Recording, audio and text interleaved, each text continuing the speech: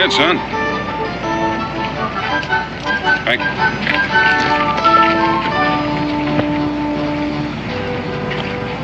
Aren't you hungry, Izzy? Not very. That's something new for you. You're not sick, are you? No, Pa. I feel fine. Well, don't tell your ma I bought them for you. You know how she's about eating between meals. Tastes pretty good, doesn't it? Ma makes them better. That goes without saying, but she hadn't been making them lately. That's because Uncle Brian don't care much for sweets. Matter of fact, he don't care much for anything except for his business. Sure, I'm glad you're not a businessman, Pa. Well, so am I, Israel. That's something else you don't have to tell your mom.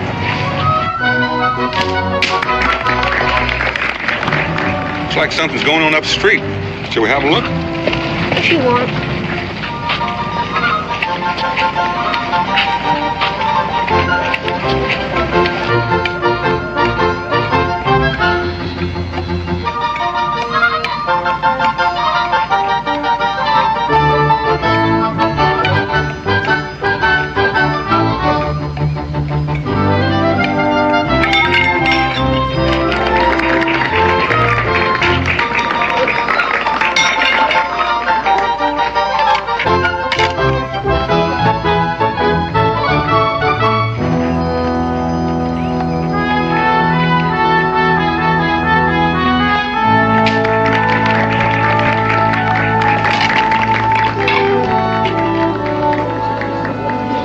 Here, put a corn in the bag. Well, thank you, my boy. I trust you enjoyed the act. I don't know. I keep on wondering what would happen if you dropped one of the plates. The plate breaks. People laugh, and I try it again. Guarantee you wouldn't try again if it was one of my ma's plates. Your boy? He's my boy. He has a very literal mind. Thank you.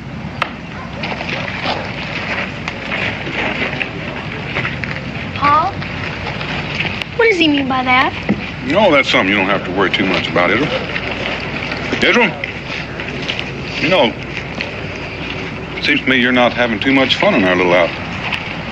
I'm sorry, Paul. I guess I just ain't cut out for city living. Well, neither am I. To tell you the truth, I'm starting to get a little homesick myself. What do you say we go in back and help your mom pack so we can start home early? I'm ready anytime you are.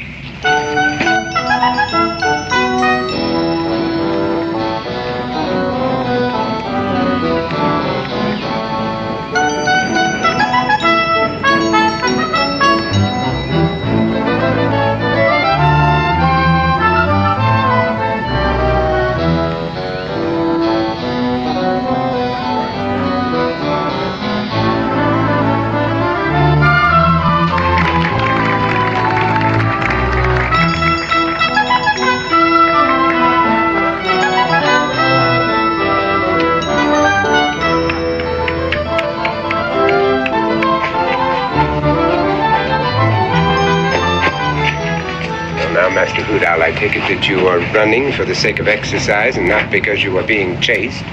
There's nobody after me. Then don't let me ever see you running again when it is not necessary. Your precipitous flight might well have attracted unwelcome curiosity. Yes, sir. Well, now, let me see what manner of treasure you have managed to collect. Come on.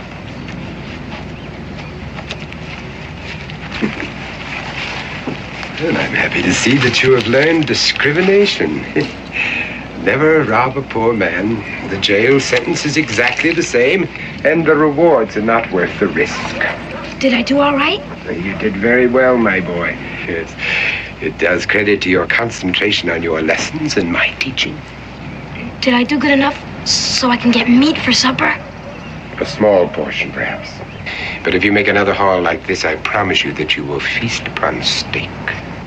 Gee, I don't think I ever tasted steak. You will, my boy. You will. Now, are you sure that no one was suspicious? Nah, it was easy. They were too busy watching to notice anything. Yes, that's an ideal situation and a novel way to draw a crowd. Perhaps I should take up juggling. What do you want me to do now? Well, I would say that you have exhausted your single talent for the time being. Get yourself a partner. Black cat, perhaps. Between the two of you, you lads should do yourselves proud, and the day is still young. Shall we go back to the crowd again? Now, don't be greedy. No, you've already harvested that crop. Look somewhere else. Yes, sir. And don't get caught. gifted chap.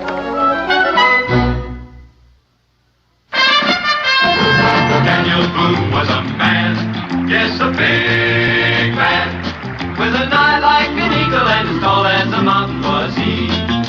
Daniel Boone was a man, yes, a big man. He was brave, he was fearless, and as tough as a mighty oak tree.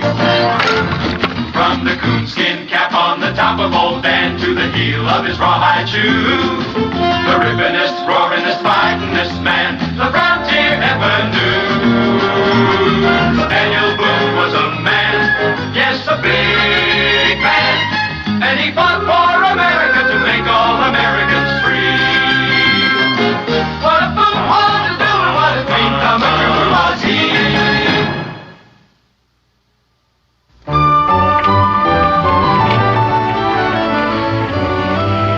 Uncle Brian, you've been wonderful. But I'm afraid we've upset your life for the last month. Not at all, my dear, not at all. 5 weeks, to be exact. It's a good thing for me to have a break in my routine. Best thing in the world. Why don't you make a fresh start and come on out to Kentucky with us? No, Daniel, no. Not until the coach goes farther than Richmond. My poor feet, you know. You'll likely be returned to the Virginia Assembly next year. I'll see you then. What about you, Israel? You'll come again, too? Well, maybe. Pa insists on bringing me. Israel. Well, I don't mean anything about Uncle Brian, Ma. It's just there are no kids here. I miss the woods and the streams. It's lonesome. All you have to say is thank you, and I'd love to. Honesty, Rebecca. Honesty. Sirs, madam, forgive a slight interruption.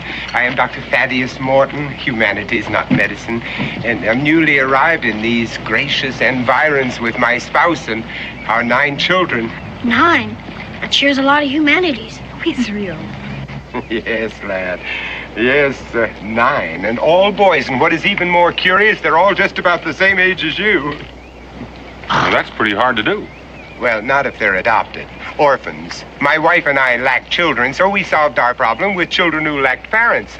And if this town proves to be sympathetic, well, we have plans to build a permanent home here that will accommodate a great many more children. Yes, you'll find the details in these announcements, and I shall use the date on the program tonight at 8 o'clock, and I hope that you will all be there. Thank you.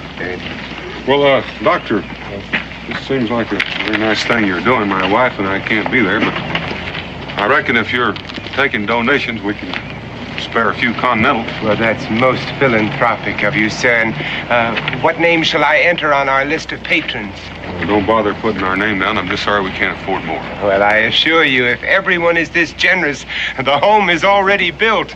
Thank you again. I'll be at your meeting, Dr. Morton. I'll be there. Bless you, sir. Letter for you, Mr. Boone. Good thing I sorted the mail for the coach, lad. Oh, thank you. What is it, Dad? Well, Becky, it looks like we packed up too soon. We're not leaving just yet. But why? Well, at least you and your mother are not leaving. I have to go to Philadelphia. The Congress is considering statehood for Kentucky, and they want my testimony. And as long as I'm set for travel, I might as well rent a horse and get started. Get back that much sooner. Gosh, Pa. Well, it's just 2 weeks, Edward, maybe even less. 2 weeks. Oh, it's not as bad as that, Israel. It's hard on you, I know. But I'll tell you what. There's a fishing boat leaving for the bay at 11 o'clock this morning. Now, if we can catch it, you might bring back a sturgeon. So, what? Confound it. What's happened to my watch? Wasn't I wearing it when I left the house? I didn't notice. I didn't notice myself. Habit. Well, if I don't have it here, it must be somewhere else. That sounds reasonable. Well, I'd better go home and look for it. It's a very valuable timepiece. Solid gold. Have a good trip, Daniel. Bye, Uncle Brian. See you in the house, Rebecca. Israel, if you want to catch a sturgeon today, you better go help Uncle Brian find that watch. You know how upset he gets about those things. Yeah, I reckon I do. Bye, Pa. Catch a big one.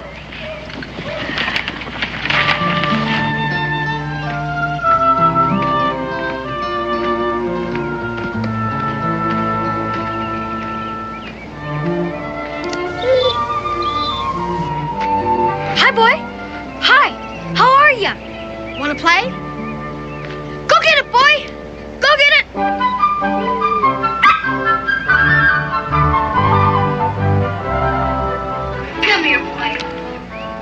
or my dog sure could teach you to retrieve. Want to play some more? Jupiter. Ready? Jupiter, where have you been? Come on, Jupiter. Guess you Come better go before you get both of us in trouble.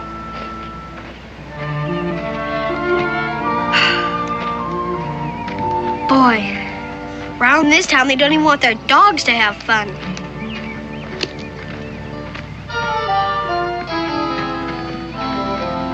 Hi, fellas. Want to go fishing?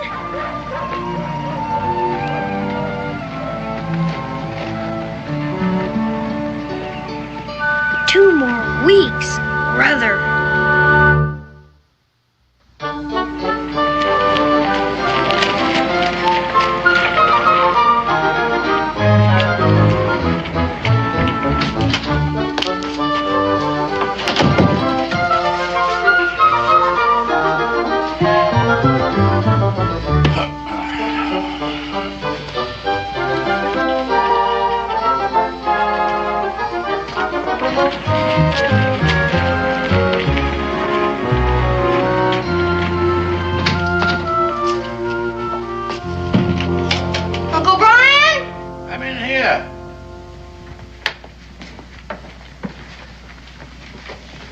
Find your watch yet?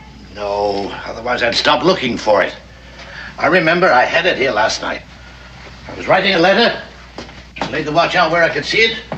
Because I promised to meet Mr. Stevens over at the warehouse at 8:30. Oh, Did you meet him? of course I met him. Bought 1,000 pounds of indigo. Well, then you must have taken it to the warehouse with you. True, then why would I leave it there? Maybe when you came home, you put it on your dresser. Then you went to bed. Ah, perhaps that's it. I'll go look. Yes. Yes. I always put it on the dresser when I go to bed. At least I think I do.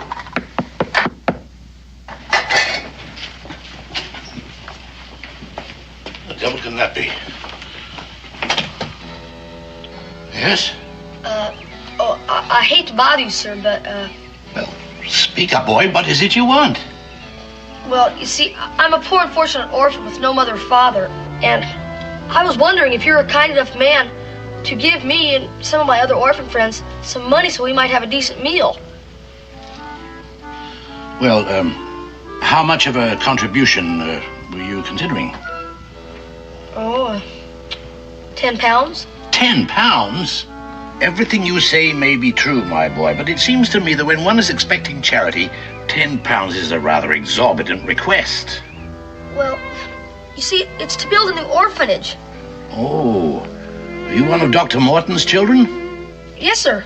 Yes, well, I met Dr. Morton a short time ago. He's a fine man, a most benevolent man. But I find it hard to believe that he'd allow his children to solicit funds in such an irregular manner. Well, to tell the truth, sir. Aha, the truth. Yes, now, you're trying to collect money for yourself, isn't that it? But, sir, I really don't know the value of money, never having any. Except maybe a shilling or a penny. That doesn't answer my question. Well, the truth is, sir, I'm pretty hungry. Doesn't Dr. Morton feed you? Oh, yes, sir. Except I'm his supper and breakfast and... Oh, well, you just wait here a moment. But I can't wait, sir. If I don't get food pretty soon, I'm gonna starve. You... Come on. What was that little beggar up to? Ran off just when I was going to get him some food. I'm thinking you understood what you meant, Uncle Brian. Well, I didn't understand what he meant either. First saying one thing and then the other. Gosh, if I could have talked to him, maybe we could have made friends. Well, he's likely to need a friend. Did you find my watch? Wasn't in the bedroom. Oh. Kentucky, a guy wouldn't have to beg. All he'd have to do is go out and get some fish. Fish? There's a boat leaving now. Guess it's too late. Yes. Oh. I'm sorry, Israel. I'm afraid I've let you down. But the boat goes out once a week. So we'll try again next time, right? Yes, we will. And now, the only other place that watch could be is at my office. Yes. Oh, now, don't worry, Israel.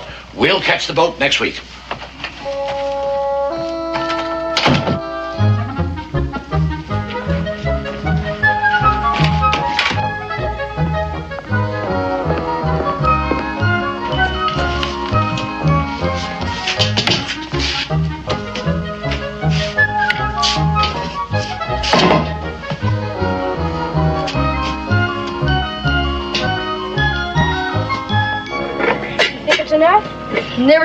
enough.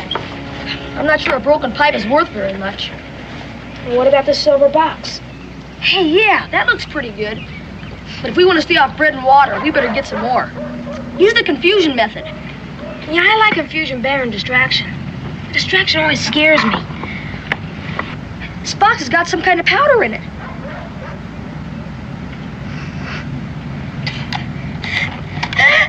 Achoo! Shh, someone will hear us. Be quiet. Achoo!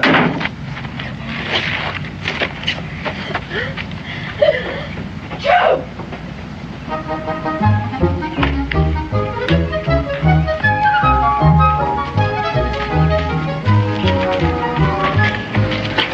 How about that place?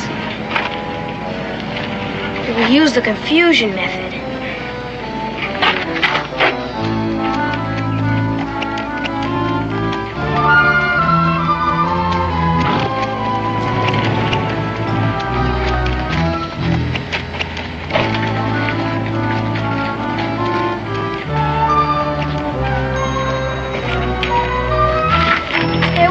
You're pushing.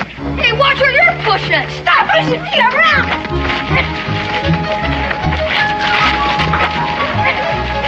Hey, stop it. I got what you want. Stop it. Get out of here. Hey, what are you shooting me for? I'll get you. What are you doing?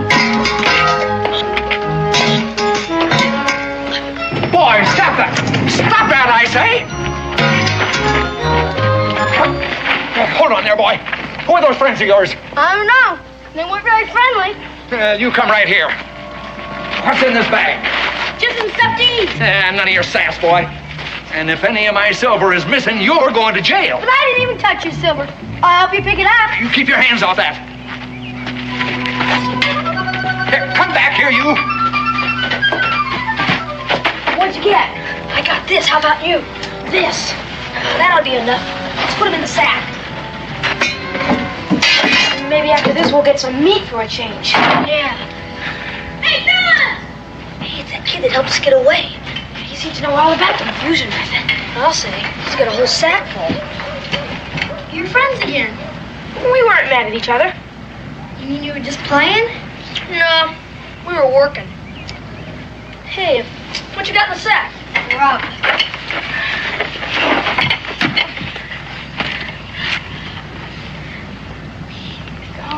Oh, meat! Boy. 2 kinds of meat. Now, this is for dessert. You gotta eat the other stuff first. Like you think we won't? You stole the stuff? Well, I don't know if it was exactly stealing. I just didn't have time to ask for it. Hey, he just like us. We hardly ever ask for stuff either. I'm Black Cat Jack. Black Cat? And I'm Hoot Owl Tom. Hoot Owl? Yeah. What's your name? I'm Copperhead Izzy. Hi, Copperhead. Join the gang. Wait a minute. Let's do this the right way.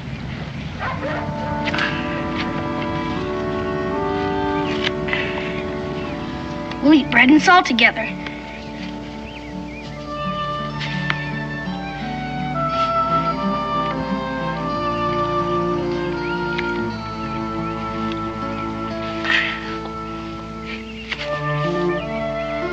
Now we're brothers for life.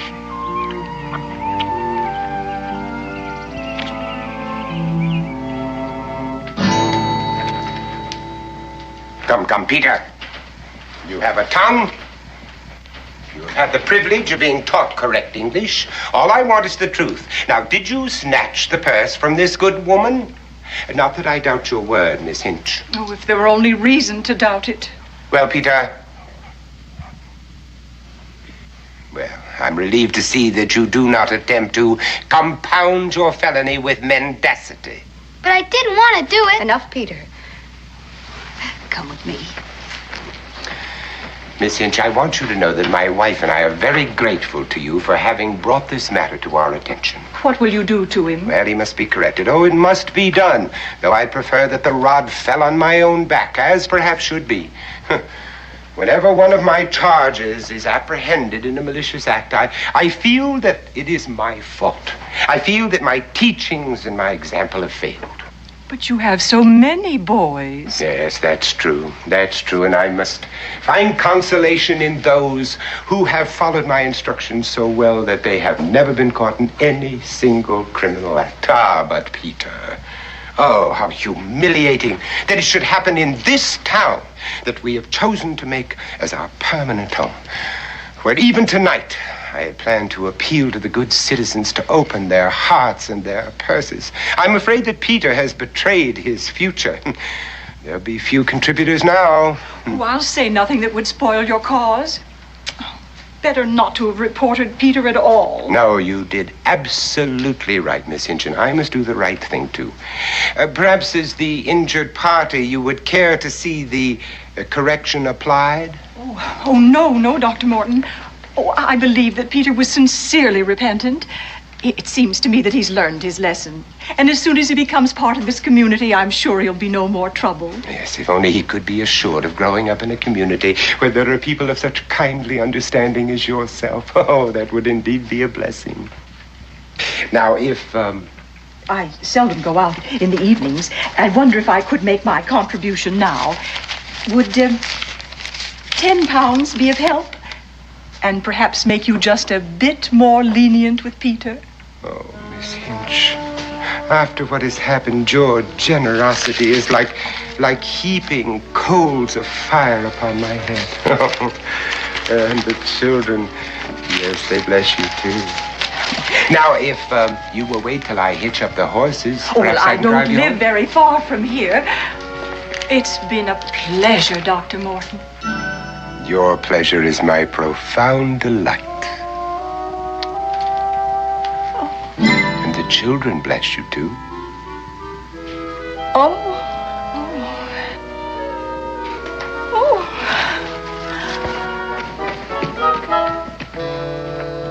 Come, children.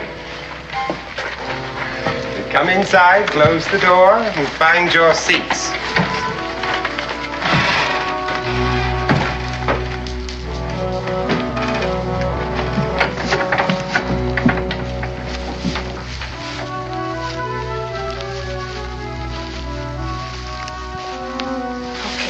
Stay here. We gotta report to Dr. Morton.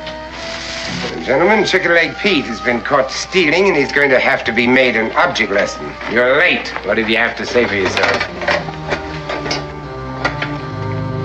Silver. Yeah, now that's what we like to see. You boys are beginning to learn the value of things. I commend your selection. Watch out, Mr. Morton. That stuff's powerful. Powerful? On the contrary, it's excellent snuff. French, I'd say. All right. Sit down.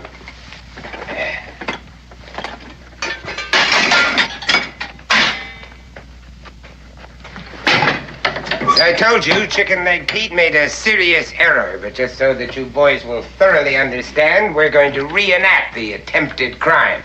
All right, Chicken Leg, stand out here. What did he do? He got caught stealing. He's sure gonna get it. I guess I'd get it too if I was caught stealing. Violet, you will play the part of Miss Hinch, who informed me that her purse was hanging on the crook of her elbow like that. Now you will be strolling up and down the street looking in the shop windows. All right, Chicken Leg, show us what you did.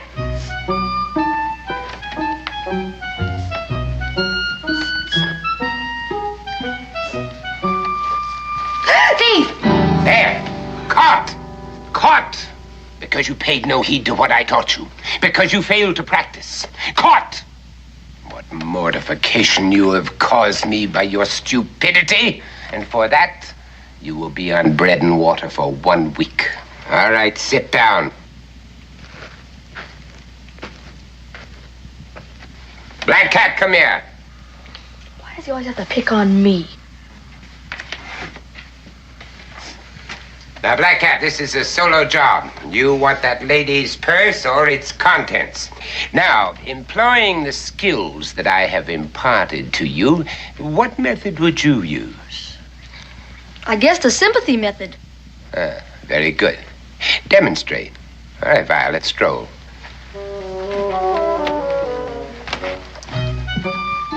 What's going on? Keep still.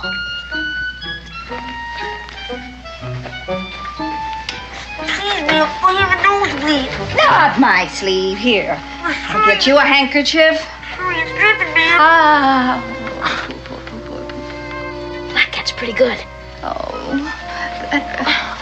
It's all right now, ma'am. Excellent. Excellent. Just as I taught you. But that's not right. He's teaching you kids to steal. Somebody's got to stop him. Who is that? Come here. Stranger, huh? Well, not quite a stranger. I met you on the street by the coach, but I didn't get your name. Boone. Israel Boone. But you told me in Hoot Owl you were Copperhead Izzy. That was just a play name. You and Hoot Owl, eh? So you're the ones who brought him here, hmm? In violation of my absolute rule, never mingle with strangers. Hoot Owl, up front.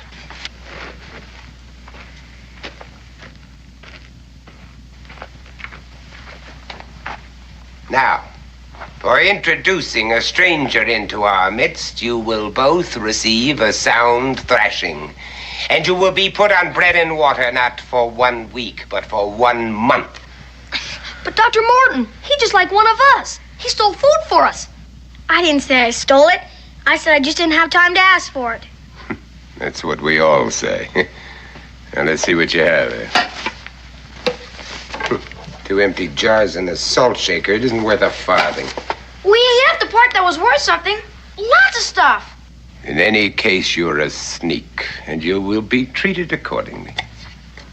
Hey, that's my Uncle Brian's. Give it to me. It's my snuff box now. I shall think up your punishment tomorrow. Tomorrow? You can't keep me prisoner. You can't keep any of these kids prisoner. This is my family. And because you joined them of your own free will, you will become part of my family, too. Violet, lock the doors.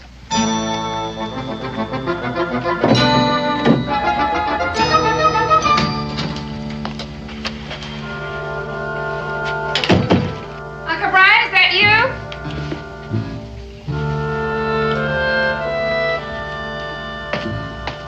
Oh, what a day. Goodness, I didn't expect you back so soon. They think the fishing boat came home till evening. Missed the boat. I've been at the warehouse looking for that confounded watch of mine. It's not there. It's not here. Did Israel go with you? Israel? He was here when I left. He's out playing, I expect. Where is that blasted watch of mine? I wish I knew. I wish I knew what happened to our food. I could swear I left a roasting full in the middle of that table.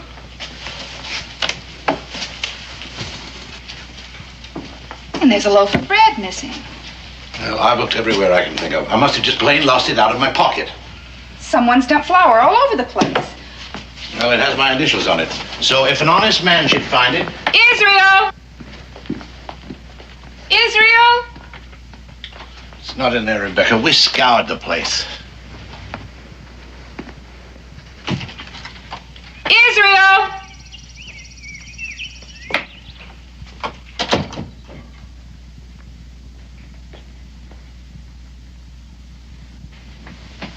Israel Boone! Things just don't vanish without a reason. I suppose Israel can explain it when he gets home. No, Israel couldn't find it either. Hey, where the devil's my snuff box? I always keep it right here. Of course, I did move things around looking for that confounded watch of mine. And that silver piece. One that belonged to your Aunt Mary. That's gone. We always have it here.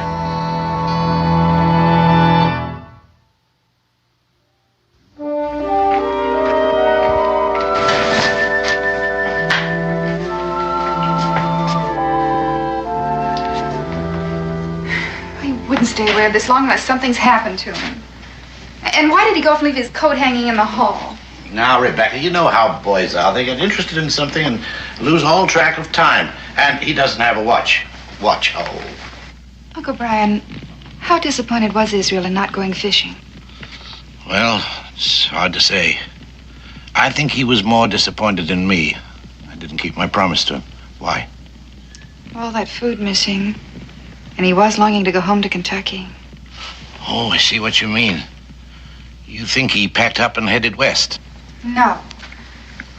No, he wouldn't do that. He wouldn't run away. It's impossible. Well, it's not impossible at all. He didn't like it here. I disappointed him. It's the most logical thing in the world. He had to show his disapproval of me, so he packed up and left. There's just one thing wrong with that. I hadn't disappointed him. And he wouldn't hurt me just to get back at you. You're quite right, my dear. Quite right. No, he'd never do a thing like that. There must be some other explanation. He could have been carried off by force. It happens all the time. Kidnapped? Well, I was just exploring the possibilities a process of elimination might arrive at a solution. Suppose someone saw you leave the house and thought the place was empty. They came in to burglarize the house, and Israel caught them in the act. Very sound, Rebecca. Very sound. It fits all the facts, and it explains my missing snuff box. Now, my dear. No time for that. Time for action. Yes. I'll go and see the bailiff. I'll tell him what you think, and we'll post a reward for Israel's return.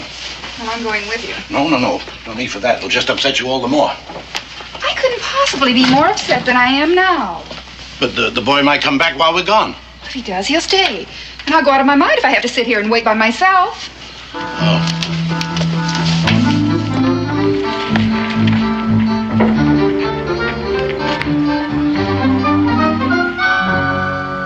Don't you fellas know it's wrong to steal?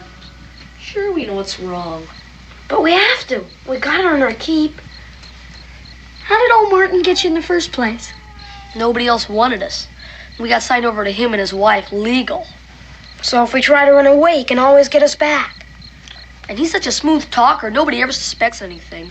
Gotta think of something. My pa gets captured by the Indians. He always gets away. Feel a lot better if we could escape without any help. But I guess it doesn't matter much anyway. We'll escape in a few days. How? Oh, there are gonna be people looking for me. Sooner or later, they'll look in this barn. Sure, it's gonna be embarrassing. How can I face Pa when I can't even escape from a barn? You don't need to worry about that. And you got an idea? I got an idea. You don't know what's going on yet. But if Dr. Morton is planning on raising money for a permanent home? You mean he's just planning to raise money? What we swipe is nothing to what he gets. We're just bait. He goes to those meetings and makes speeches about us poor orphans. My Uncle Brian was planning on going to that meeting. There's only some way I could get word to him. That's it.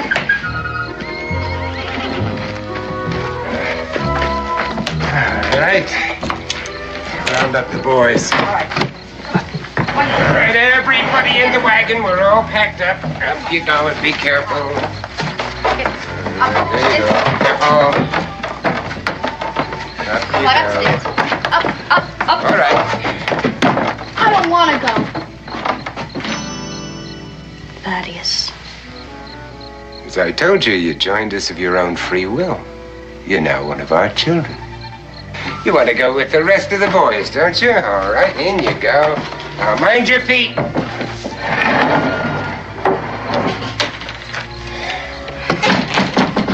Thaddeus, I'm still worried about people looking for that boy. I think we ought to leave right now. We could drop him a few miles from town, and by the time he gets back, we'll be safe. No, my dear. Never lose confidence. Maybe I can get a message to Uncle Brian. I know where his watch went now. Dr. Morton took it this morning. Is this the trunk with all the loot? Yeah, but it's no use. Dr. Morton's got the key. Well, he was teaching you to pick pockets. Didn't he ever teach you to pick locks? Yeah, but I need a tool, a wire or a hairpin. I have a knife. No, I need something that bends.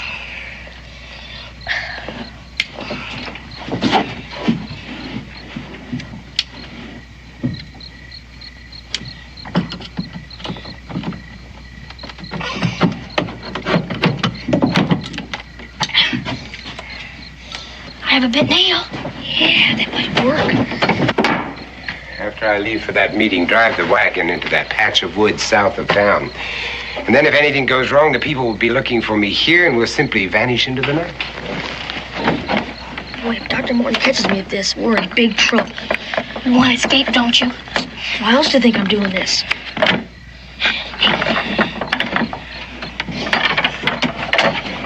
It's solid gold, and it has the initials BB on it. Here it is. Now what?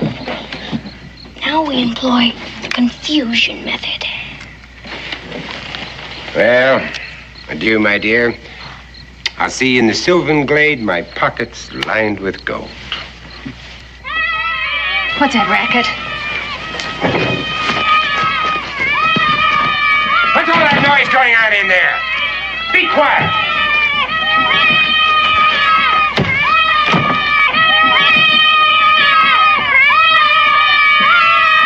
All right, now, let's see what's going on. What are you doing? Now, stop it! Stop it, you hear me? Will you stop that? You boy! All right, all right! All right! Oh, Boone, I have a suspicion that you're at the bottom of all this. I haven't time to deal with you now, but I'll let you amuse yourself imagining what the punishment I'm going to mete out will be. And I warn the rest of you, if there is any more trouble, you'll each one of you receive a sound thrashing, no matter who the culprit may be.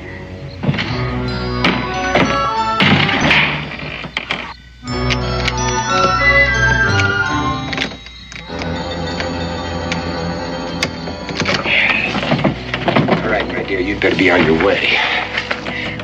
Did you get it? Well, did you get it? Well, this might not work. We have a chance.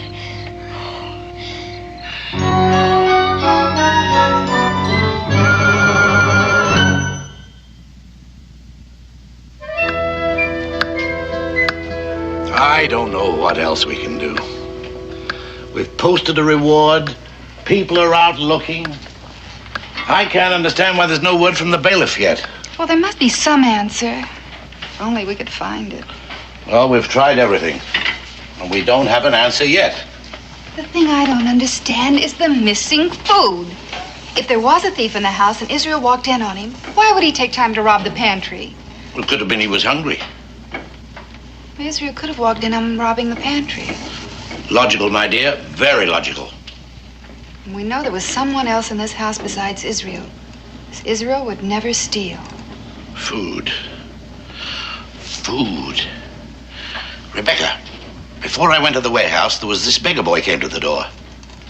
Beggar boy? Yes, I remember him distinctly. He was an orphan, about Israel's age. Uncle Brian, you never mentioned this before. Well, it slipped my mind, and I didn't think it was important. Oh, please, Uncle Brian.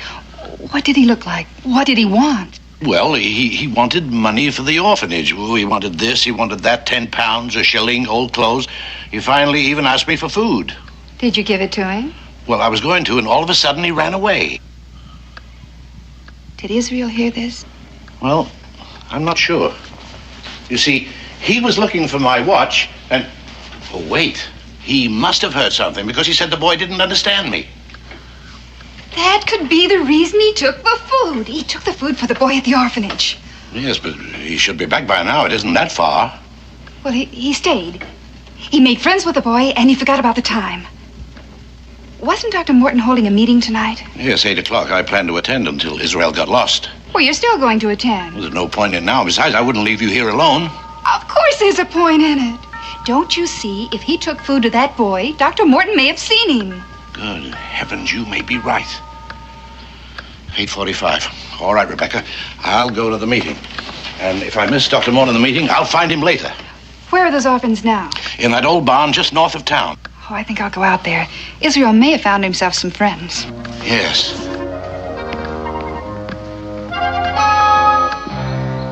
I can see by your expressions that your hearts are being touched, that your sympathies are with those homeless waifs who even now are sleeping under a roof designed to shelter cattle. They have wandered like the beasts in the woods, with only my wife and myself to serve as their shepherds. But they need more. They need a community of upright people like yourselves, men and women who can give them examples of honesty and industry and generosity. Generosity must come first before all of those other blessings can follow. And so as I pass among you, I beg you to consider that my hat is simply a safe repository from which your benevolence may pay dividends for generations to come. Thank you, sir. Thank you. And thank you, Matt. Thank you very much. That's very good of you. You know, you are buying the ground on which those children are now sleeping. Thank you. And in place of that miserable hovel in which they live now, thank you. Bless you.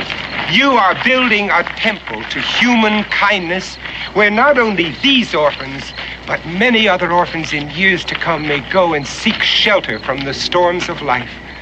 Oh, what joy you people give me. I just could weep. I really could. You know, there are no words to express my gratitude. Thank you. But you will hear it in the voices of the children.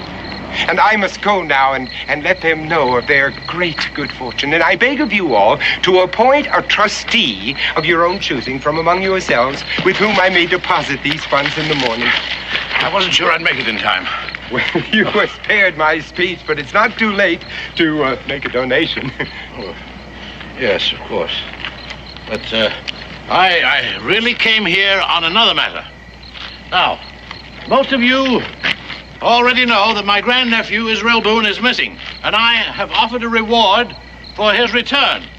You met him at the coach this morning. Yes. It must be very, very terrible for you and your contribution, sir. Well, that's a very handsome one. He'd been at loose ends and lonesome being a stranger here, and I thought he might have struck up an acquaintance with one of your orphans. Well, I really don't know anything about that, but when I get back, I'll rouse them and ask. Yes. Your contribution. Yes? What is it? I was just looking at your watch chain. I have one exactly like that. How very coincidental. Your contribution, sir. What I mean is I had one just like it, and I lost it. And the first time I missed it was right after talking to you this morning. Well, my wife will be expecting me now. This is my watch. My initials were engraved on. After him. He's a thief. He's robbed us all. Get him.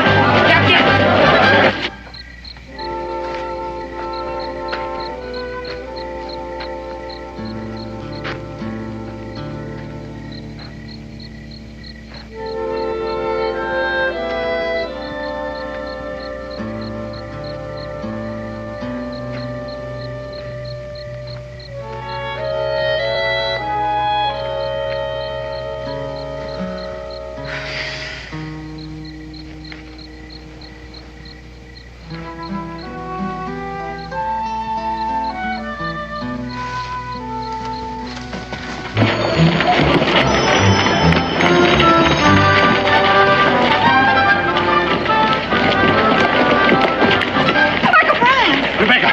Dr. Morton, he's a scoundrel who thinks he stole my watch. Then he's got Israel. I found his handkerchief in the barn. Don't waste time.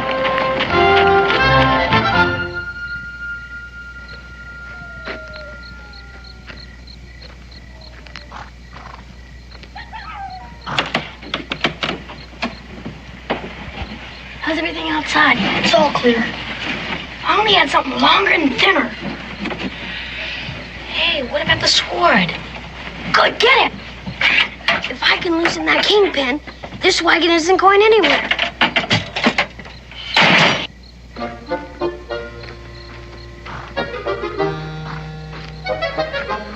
What's that noise? What's going on in there? I knocked over the benches, all. Well, sit down and stay put. I don't want to hear another sound out of any of you. Yes, ma'am.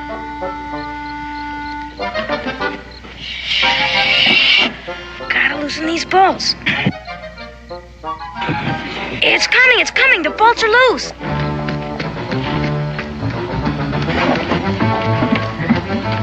It's Dr. Morton, and he's running fast.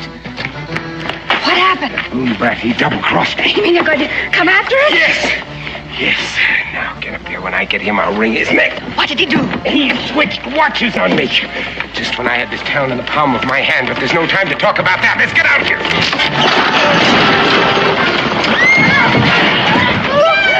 Oh, stop crying. It's getting worse. You're not hurt, but somebody's going to be. This is that Boone brat's doing. Oh, I'm going to give him the thrashing of his life.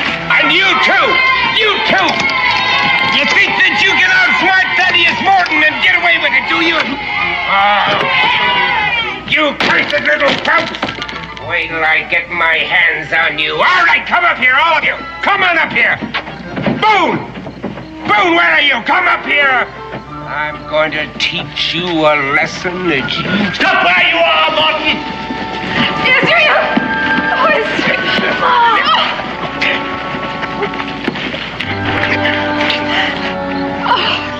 Hi, Ma. These are my friends. Black Cat Jack, Hoot Owl Tom, Chicken Leg Pete, and I'm Copperhead Izzy. Copperhead Izzy? Come on in there.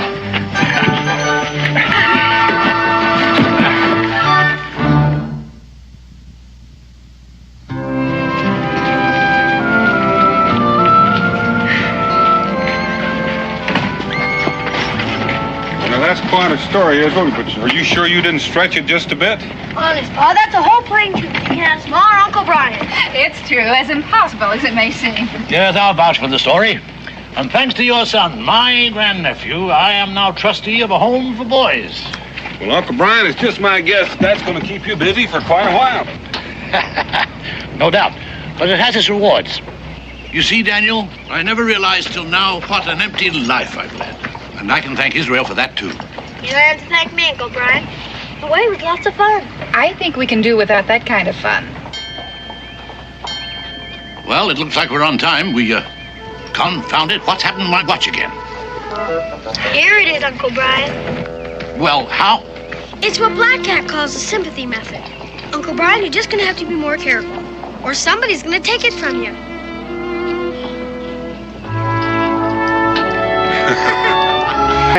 You've been a gunsmith.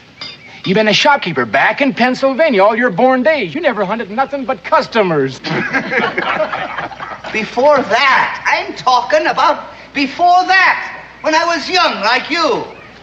I was a surefire hunter.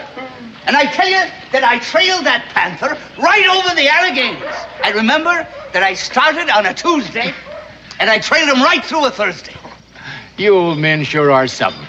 Or you'll make up anything to prove you still got vinegar in your veins. I don't make nothing up. I know the woods like the back of my hands. I can trail, I can hunt, and I can fight as good as any of you dumb yearlings. I tell you, I climbed the Alleghenies, I crossed the Ohio, and I got that panther right by the Susquehanna. The where? The Susquehanna. The Susquehanna! What are you, deaf or something? And what's more, I put a rifle ball through that cat's eyes at 100 yards. Oh, now. You crossed the Ohio, then the Susquehanna? Huh? Did you hear that? What are you, crazy loons? What are you laughing at? You can't cross the Ohio and then the Susquehanna. It's the other way around. You don't even know the country you're making up tales about. Now listen. I want some respect, you hear? Oh, yeah. I want some respect from you. Well, then don't tell lies, old man. I ain't a liar and I ain't an old man. I'm going to prove both of them points. Come on, finish this off. I'll take one of you, two of you. Doesn't matter which. Come on, wait. Get going, you serpent. Let him go. Daniel Boone, I'm on your side. Let me down. Put me down, will you? Alex, don't pay any attention to him. Them rivers. Them blasted rivers. I got them mixed up, that's all. Anybody can make a mistake, Alex. Maybe. But you know, when I make a mistake, it's a beaut. Going west, and I set the Ohio before the Susquehanna. It's mud. My brains is turned to mud, you know. Maybe they're right. Maybe I ain't good for anything anymore. Alex, you're just speaking pure old, unadulterated hogwash. You know, I bet you can teach me things about the woods I never knew before. You know, I never should have come here. For 30 years, I hunted in the Alleghenies, and that's the truth. I believe you, Alex. Sure I did. And then I went to Lancaster, and I set me up in the gunsmithy business. And for 25 years, I made me a good living, me and my family. And I taught my son, Jess, all about the gun-making business. And then when I got close to 70, see, I think about retiring. So I give the business to Jess. But he he folds up everything and comes out here. And I come with him.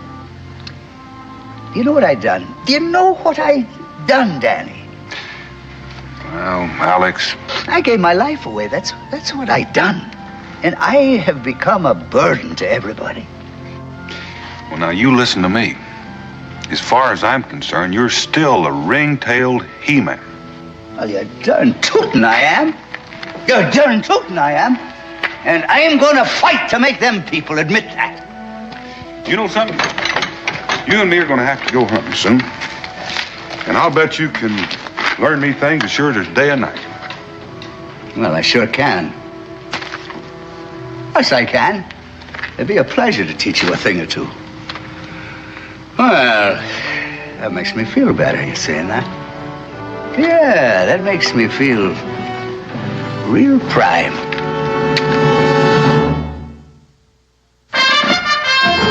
Daniel Boone was a man, yes, a big man, with an eye like an eagle and as tall as a mountain was he.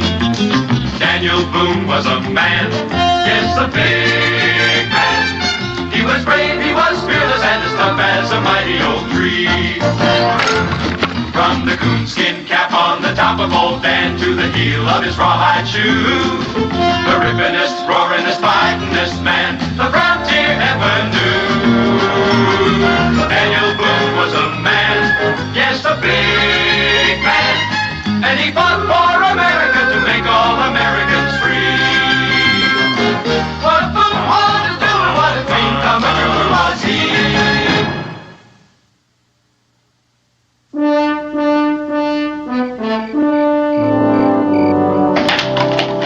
Get up there, young man, all day long. You're in a hurry when it comes time to go to bed. Thanks, sure, these slow down when you get those boxes. Pa? Mr. Hemming, old Alex, why does he act so silly? Is that any way to talk about your elders? I mean, why does he tell those stories? Well, you know, I figure when I get to be his age, I'll have a few yarns to spin. And I don't reckon I'll exactly like it if every word I say gets doubted. Well, you're different, Pa. Oh, am I?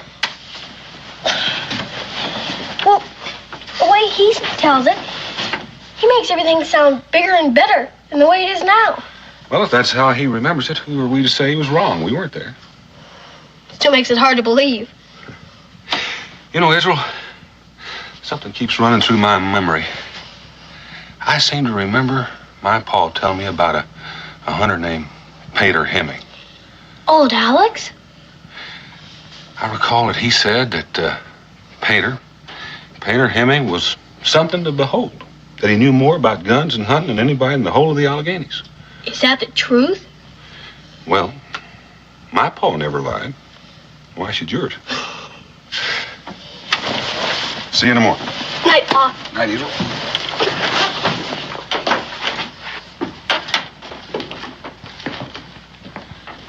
You know, Becky, it's a terrible thing.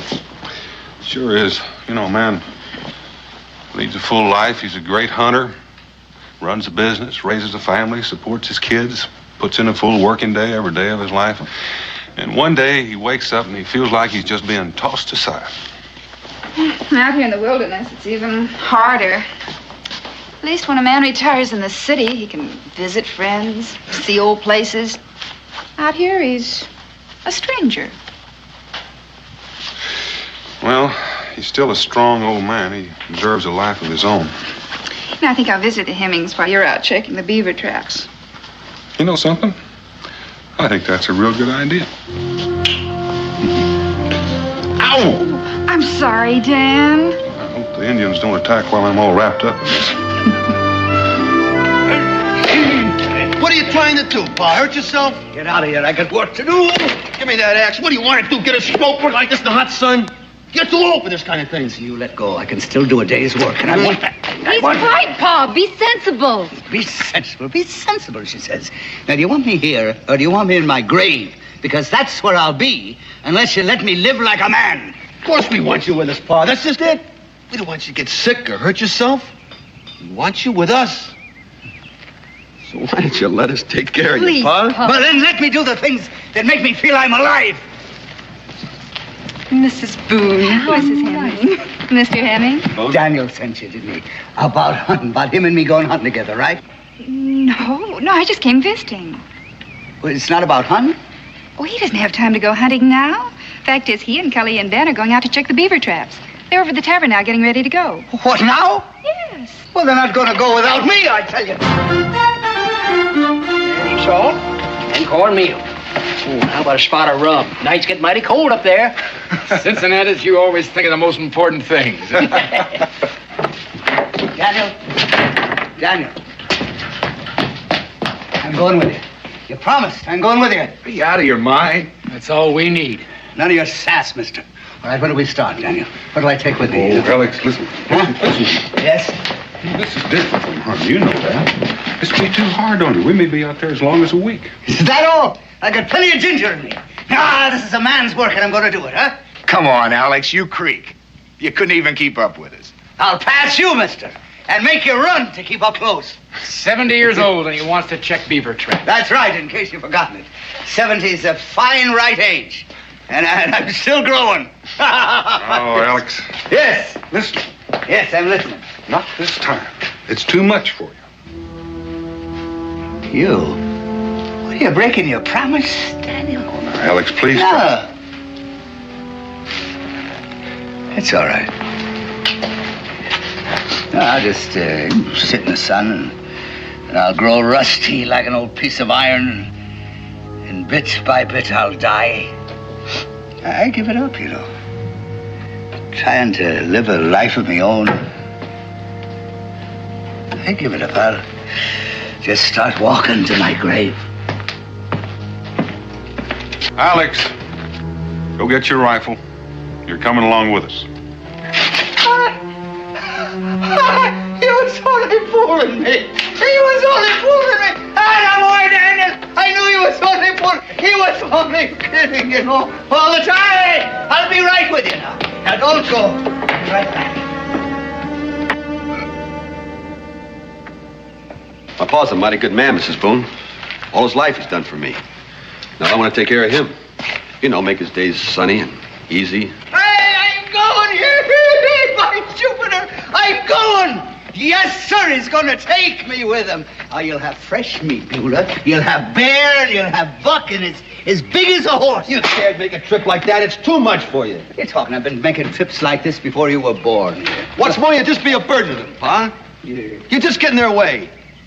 They don't need you. And you don't need me for anything here either. You're not going to go, Pa. I'm not going to let you. What? Get away! Get out of my way! Alex! Oh, son. Just look what you brought me to. Just look. Oh.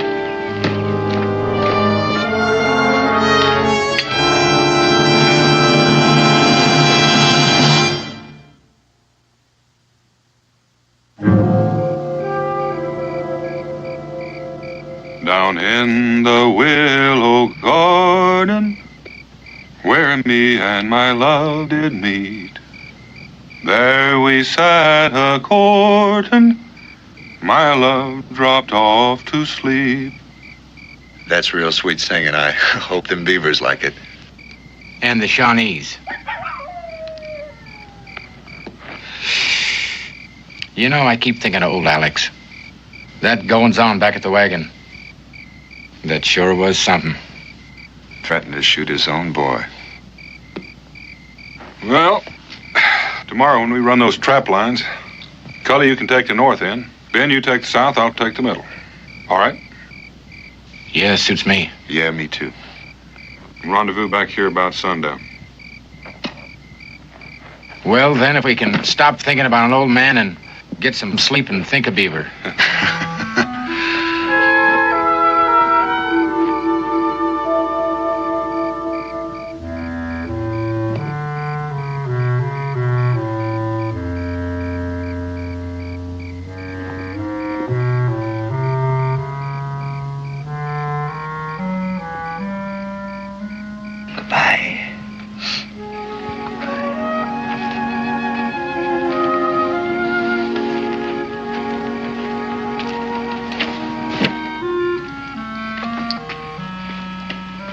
on, fellas. Gonna find ourselves a life we can live.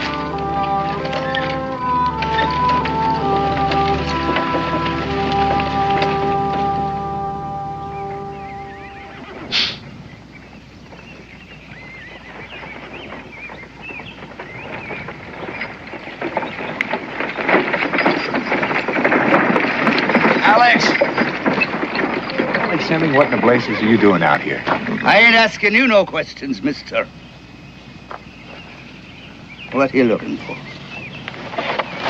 Hey, get away from there now. Get away. You got your whole blasted workshop in there. Stocks, barrels, tools. You're darn right I got them. It ain't none of your business, but I'm finding me a new settlement.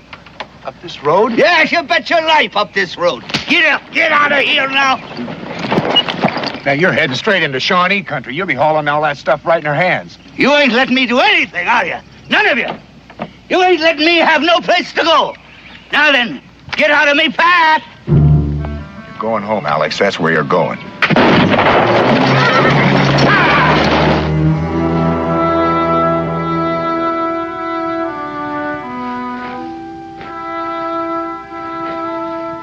Cully should have been back by now. Well, maybe his traps are full. Yeah. Take more time. Yeah, maybe. Daniel. Ben! Daniel. He shot at me. Oh, Alex, he shot me out there. He done it. He just shot me. You're mighty lucky. He just creased you. He's running away. Got that wagon load of rifle parts and he's heading straight into Shawnee country. He's what? He said he's looking for a new life, and bang, he shot me. I've been out there for hours. You think you'll be up to traveling? Look, I'll be all right. Just give me a little bit. I reckon this is the end of running trap lines. We're gonna go after old Alex and that wagon before the Shawnee collect them both. We'll have to split up. What for? Well, there's no telling where he's left the trail. We'll scatter till one of us pick it up. And when one of us does? Well, we'll try to convince him his best place is at home. Listen, you ever try arguing with a lightning storm? Nope, but this time we're gonna try. Ben, why don't you hide our gear in that old stump over there? I'll take care of his wound. Right. Let go of them horses, you lame bastard! What you doing? Let me alone, will you? You stop that now, you stop it, will you? Come on, you heathens, you're gonna regret this the rest of your lives, I'm telling you. I'm telling you. Get away from that wagon! These are yours, old man? Sure they're mine, you bear-greased fool. They're my stock, they're my business. You can put these together? Of course I can. I've been doing it for more than 20 years. Now all of that is mine, and nobody gets a scrap of it. You'll have to fight me first.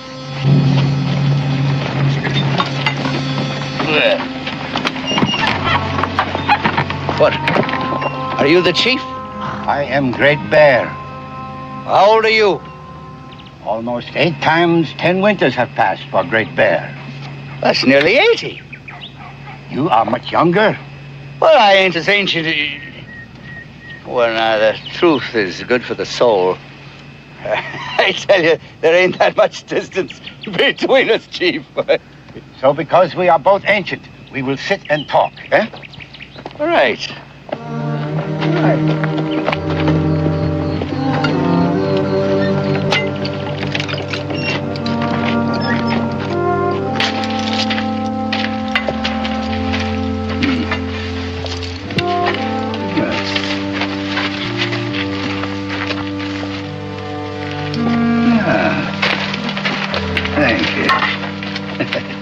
Well, your young people show respect here, don't they? It is natural. Among us, the fathers are honored. You ain't never been to Boonesboro, I tell you. You have come from Fort Boonesboro? Come. I left. And why? An old man ain't honored there at all, at all. He is like a dog left to go wandering on the edge of the camp, eh? That's right, exactly. A dog. I couldn't have said it better myself. He is like a bone thrown away, like a horse nobody wants. That's right. You know, we think like two peas in a pod. So you left? Well, I ran away. You know, I wanted to find a place that I could be useful in. You have left children behind, eh? A son and a daughter-in-law. They're the stumpheads. You know, all they wanted me to do was sit around in the sun and warm me bones. I know. Among the palefaces, they do not understand. There's much wisdom with the old, much to be learned from them.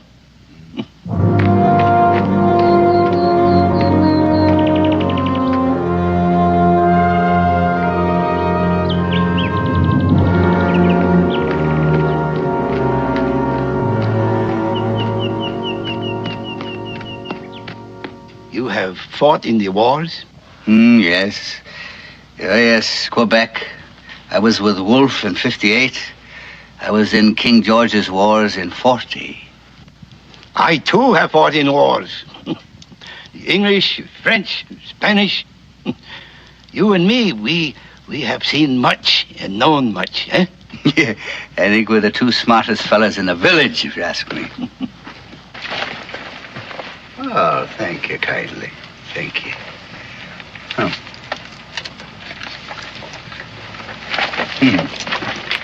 Old man, among us, white hair is highly honored. We are leaders and chiefs because we are old. You may stay with us, old man. Stay with you? Live with us. Here you will be honored. Here you will get much attention. You will have position. You will work among us and be highly prized. Work? You will put the guns together for us. You will be sacred and valuable as a great chief. And you will be much respected. That is so. Well, why not? You know, I'd be listened to at least, wouldn't I? And I mean, I'd be useful in the world again. And I could say the things that I've learned and people could learn from me. Then you will stay?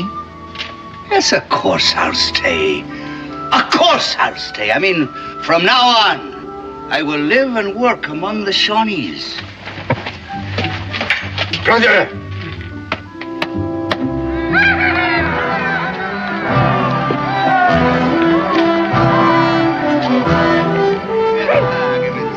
I will put these guns together.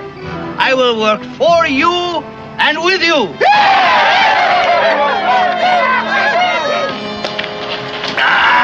Thank you, thank you. All right, now, where I was. Now, first, I swum the Susquehanna, and then I swum the Ohio. They ain't gonna catch me on that one again, no. And there, on the Ohio shore, I run right smack into that huge panther. The great cat of the forest.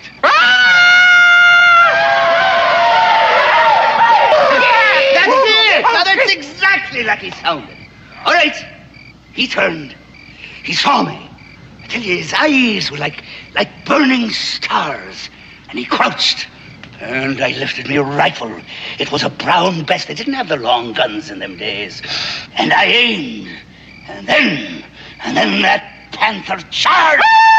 Yes, he came like a bolt of lightning. He was the biggest cat in the entire world. And I waited until he was about 6 feet in front of me. And then, bang! I pulled the trigger, and then I leapt lightly aside, and the cat fell like a stone at me side. I tell you, I had got me the greatest and the biggest cat in the entire Alleghenies.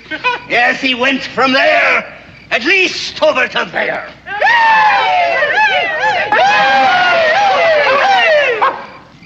The Earth Spirit has sent us a great hunter, the feather. And now, to our brother, we give the hunter's feather. We honor the skill and courage of a great hunter.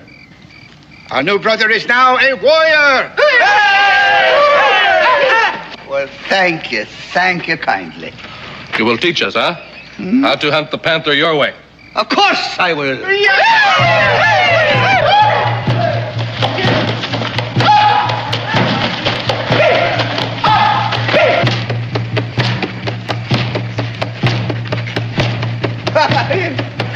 slow.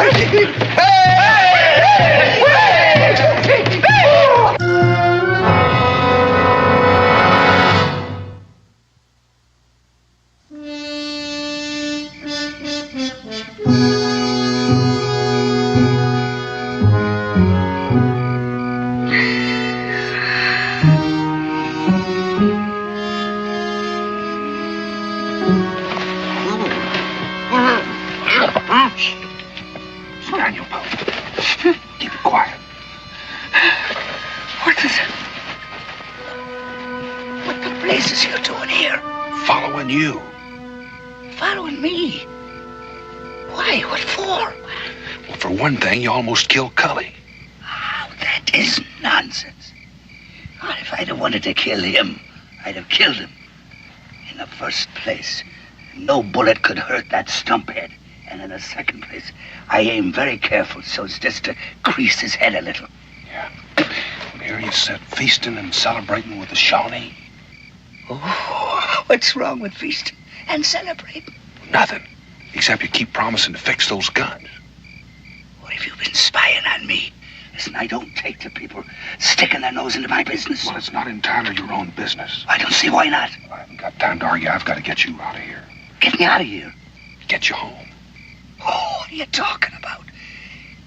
This is my home. This is where I am living from now on. Here, they treat me as though I was still alive. Here, they know my worth. Here, they still respect old age. So this is my home. You really mean what you're saying? You're not just stalling him or tricking him? Of course I'm not tricking him. I never meant anything so hard in my life. See, these are my people. And like the Bible says, where they go, I will go also. They honor me. Is that why they've got a Shawnee standing guard outside your tent? He ain't guarding me. No, he's more like my servant.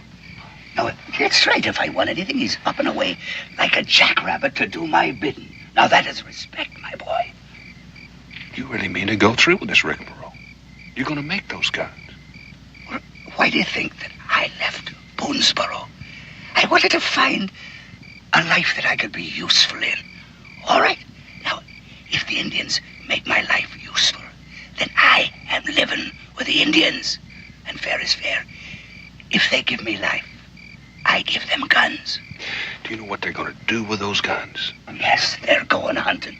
For people. They're going to use them to attack Boonesboro. That is a lie. Oh, sure.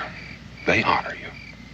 They'll make you some kind of wizard because you can give them power. But those guns are a threat to Boonesboro.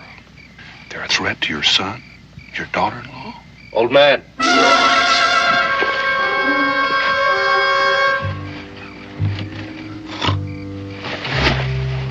Old man, you call? What's that? I hear voices. Oh, no, that must have been me. I'm sorry, son. I think I was just sleep-talking. It's a habit I got, you know. Now go away and leave me be. I want to go back to me snoozing. I want to finish a little dream I was having.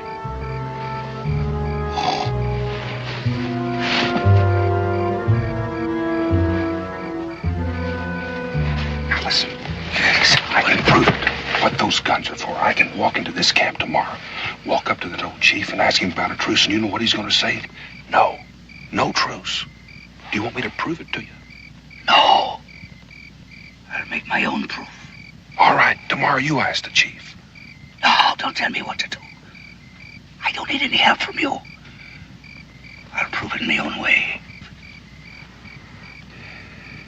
All right, tomorrow night I'll come back here. If you need me during the day, I'll be back at the hill behind the camp. I ain't climbing no hill to fetch you. I tell you what, there's a little creek just south of the camp. You hide in the underbrush just next to that. All right. Down by the creek in the underbrush. Alex, I'm sorry. I know how you feel. No, you don't. You don't know nothing. Here I finally found a proper place for myself. And you come creeping in here, putting a worm in the apple. Get out of here. Get out. Leave me alone. All right, tomorrow then. I'll meet you down at the creek in the under pressure. Leave me be. Leave me be. Never can let well enough alone.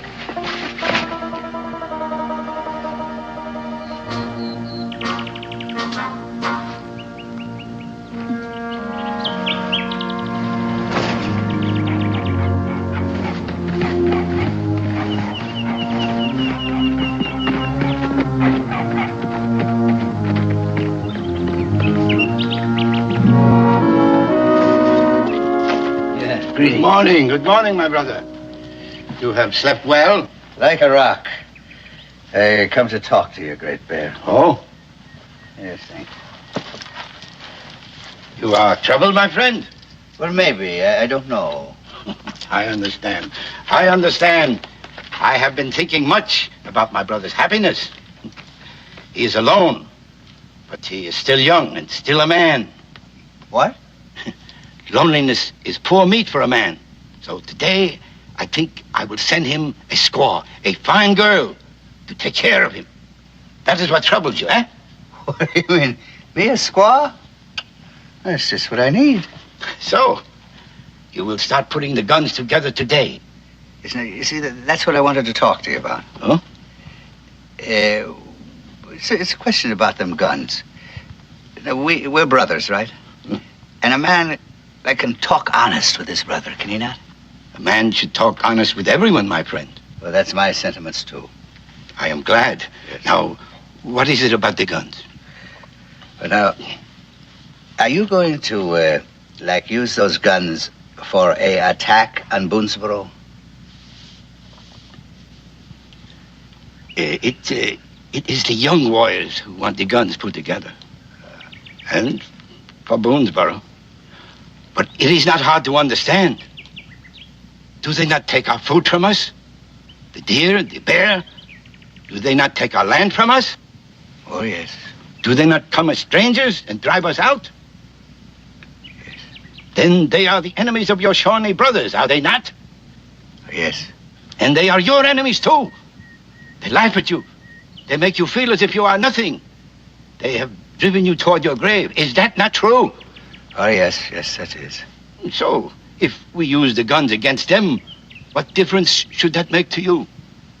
None. Not at all. None at all. Good. Then we are still brothers.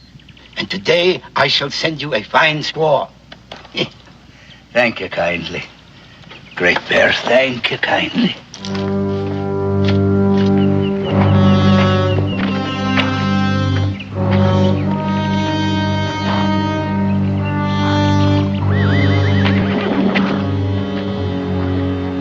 You wish something? What? Does the honored one wish something? I wish to be alone. I'm thinking. Can't a man think in peace? You have decided? What? You have been thinking. You have decided. Now, what can two feathers do? Nothing, blasted, nothing. I've decided to take a bath.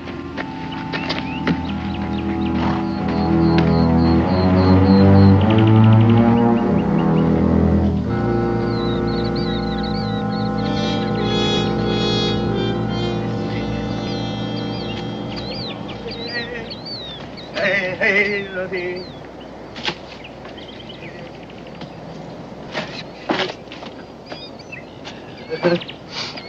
Don't move. Don't move. I got the chief's son within spitting distance of me tail there. Ooh. Well, you were right about the guns. They want me to start putting them together right now. Gotta get you out of here. Me and my wagon, huh? Well, we don't need your wagon. Without you, they can't do anything with those guns. You mean leave me wagon? Listen, Alex, it'll take a miracle to get you out, let alone that wagon. Well, then we'll have to make the miracle. That wagon is my business, my stock in trade. I can't. I ain't gonna leave it. All right. It's not gonna be easy. Meanwhile, you better start working on those guns so they won't get suspicious. Well, maybe. Do anything to the mechanism just so they won't fire. What do you mean? What do you mean, ruin my merchandise? Damage it? Alex, this is no time to consider profit and loss. My family and yours are in danger. You look, Daniel. If ever I am going to start me a new life someplace else, well, I need my stock and trade. I'm going to get my equipment and my wagon out of here intact. All right. I'll come to your teepee tonight and see what we can work out. Well, I would advise that. You see, the chief is presenting me with a squaw tonight. What? Well, so you just hide here in the rocks, and I'll find you, you know, and you take my orders, and I'll get my wagon out of here, all right? And what are your orders? Well, I ain't thought of them yet. When I do, I'll let you know. Well, that's all the washing I can do for the moment, with all that I got in me mind. Da-da-dee, da-dee, da-dee, da-dee, da-dee, da-dee.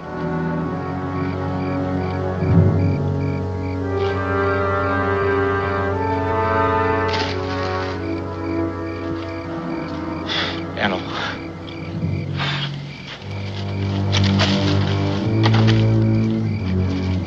Where's Alex? Commander-in-Chief. Right up there in his teepee. Commander in what? I'm just down here waiting for his orders. You got him prisoner, huh? Got him up there? Oh, we had to go up there tonight and out of that teepee and rescue the old buzzard. Not tonight. Why not? Alex's orders. He's entertaining. Enter. His squaw.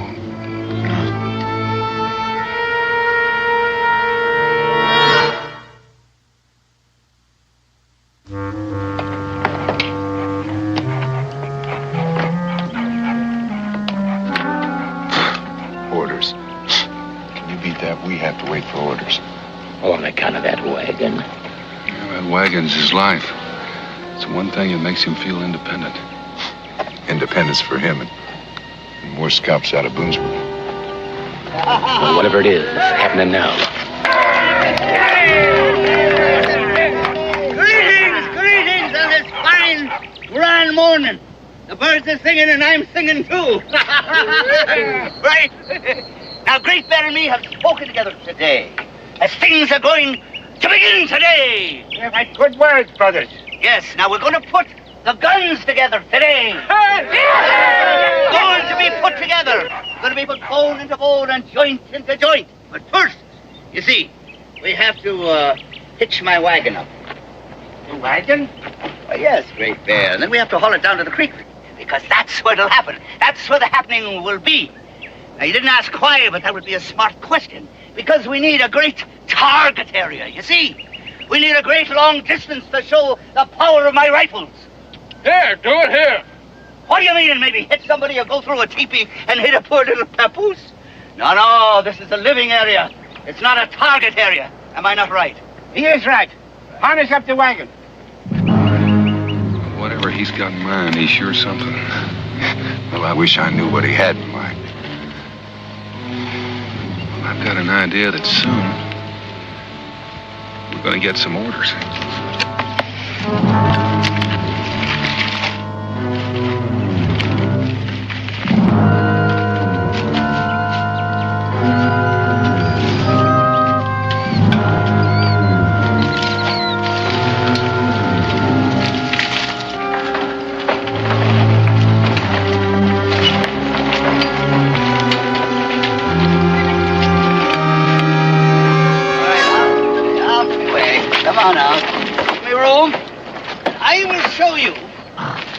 To put a rifle together.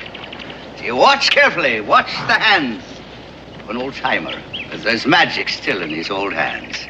Now, first we have the rifle stock. This is genuine walnut. Now, it ain't polished yet, but she will shine like the sunlight and water when she is polished. Right now, I will show you the rifle barrel. Will you look at it? It's good steel. That's right.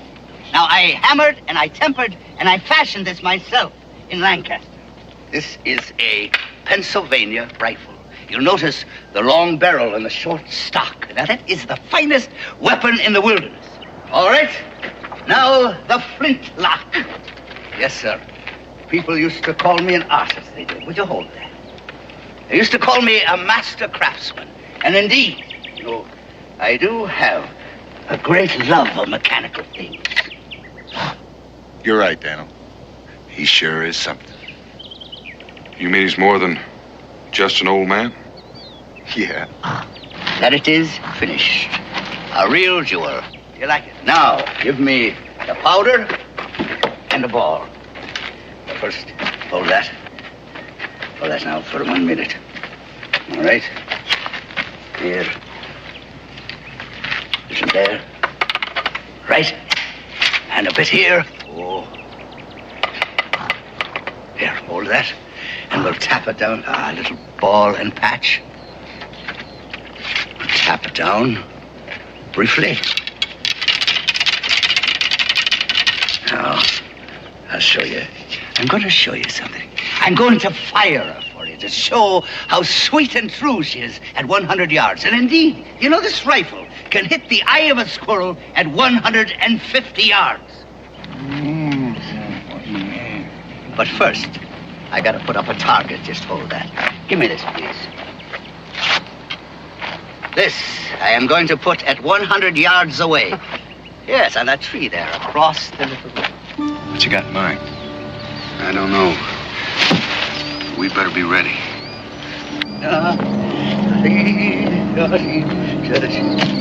Oh, you got company. Well, it might help. Just do as you're told.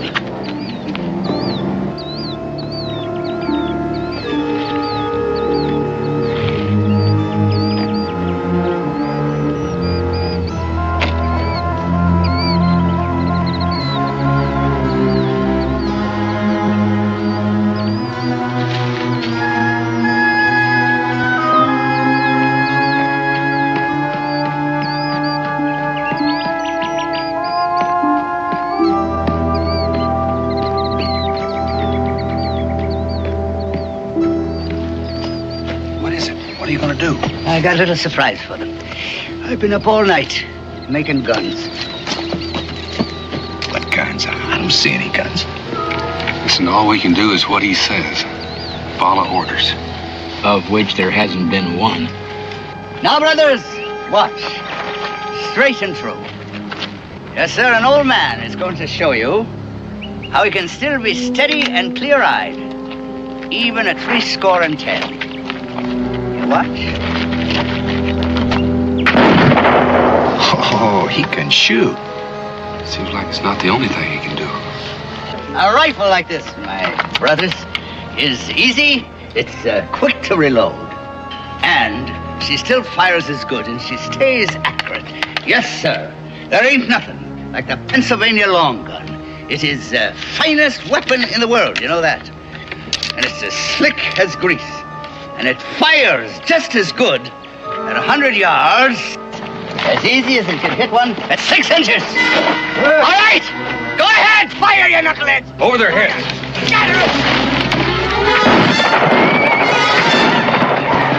All right, Chief. Get in that wagon. Get into the wagon. Move. Move, Chief. Space your shots.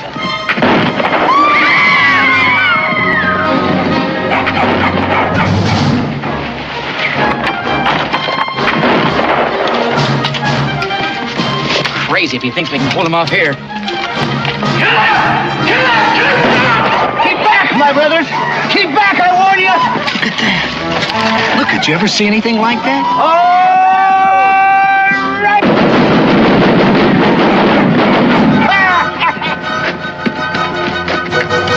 It's a battery. Battery of rifles.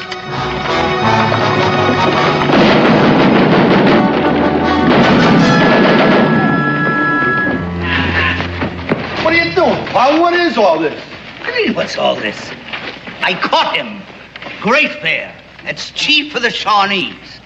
Me, your pa, the old man, Alex Q. Hemming. And I saved me goods. What goods? Where? How? With this. And with these. Ah, you great hero hunters. Did you ever bring back a catch like this, did you? And you still think I'm a windbag, do you? Well, answer me, will you? Answer me, you sawed-off stumps. Answer me! Who the devil cares about answering you? I got a score to settle with that Shawnee. That's a fact. He murdered my cousin. They burned my cabin. And raided my say home. let's listen. Get back! Stand back! The first man that puts a hand on him will get a lead ball. You ain't learned a thing, have you? No respect for an old man. Alex! Oh, good man. You sure obeyed orders. Orders? I'll give you some orders. Alex, you sure messed things up. We got to get him back to his people and right away. I don't know what you're talking about. Why? Because if we don't get him back, they're going to attack us and we're going to be at war with their chief. You don't know what you're talking about. There ain't going to be a war. There's going to be a truce. A truce with the Shawnee? Anyway, what do you think I can't see further than the enemy knows? What do you think we was doing all the time we was riding here? We was talking. Yes, that's it. And me and Great Bear, we agreed. Agreed to what? The truce, man. A truce. We've both been living a long time, and we learned a lot. And we learned that there's no sense in a war. So we made a pact. And we're going to have peace. What my brother says is true. There will be no war. And this one, he's a very brave and wise old man. My God, Alex. You son of a gun, Alex. All right. Thank you. Yes, and I could use a little nip, you know. My Blue Thunder, huh?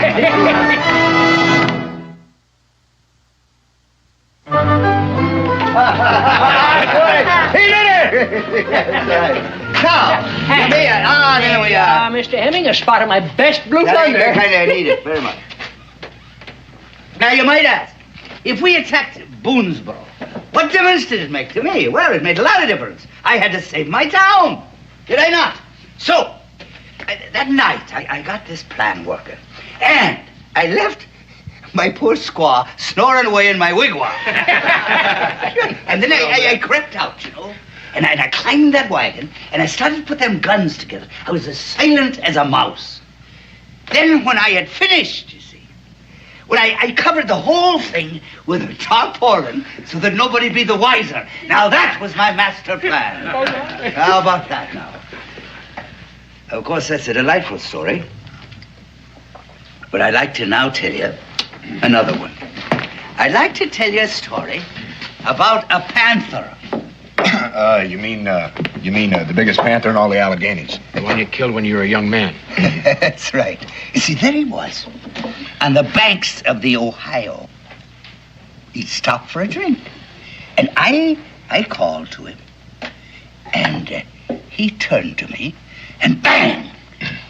I put a rifle ball through his eyes at 100 yards. 100 yards. Yes, sir. That panther knew who done him in. Alex Q. Hemming. That is who. Oh, we believe you. Hmm? Don't we, Ben? What we seen today, right.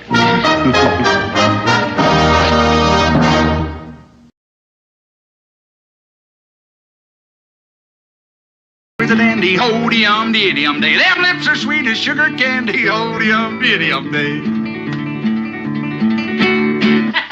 You keep improving on that guitar, Josh, and I just might hire you to do a little singing for the trappers on the rendezvous. Oh, no, you don't. I busted a guitar last year, had a chair broke over my head, and spent 3 weeks with them Indians to keep them getting killed. Well, that's what you got for jumping up and yelling you could whip any man in Kentucky. I didn't say I'll whip any man. I said any woman, and somebody didn't hear me right. Well, cheers. Women, aren't you going to wait and see if you got any mail? Where I'm from, I don't know anybody that can write. Well, now, that's strange, because here's one for you, Josh. Now, who do you suppose would be writing me? Well, you could always open it up and find out. I'm surprised I didn't think of that. Yeah. What do you know about that? What do you know about what? How do you expect us to know anything when we haven't had a chance to read it yet? Dan, look at that. Mr. Josh Clements, dear sir. As executor for the estate of the late Langston Clements, it's my pleasure to inform you that you have been named as the sole beneficiary in his will. I would appreciate it if you would call at my office at your earliest convenience in order that the transfer of certain properties to your name may be accomplished. Sincerely yours, Marcus Whitmore. Is this the rich uncle you've been talking about?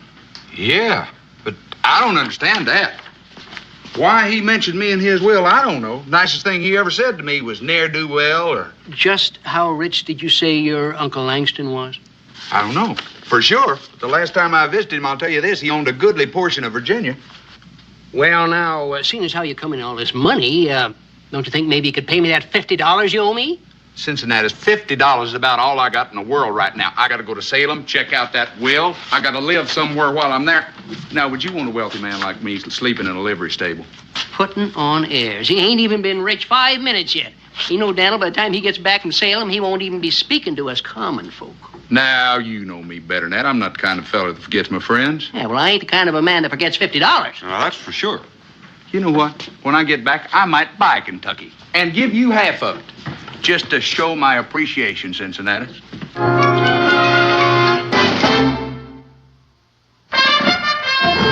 Daniel Boone was a man, yes, a big man, with an eye like an eagle and as tall as a mountain was he.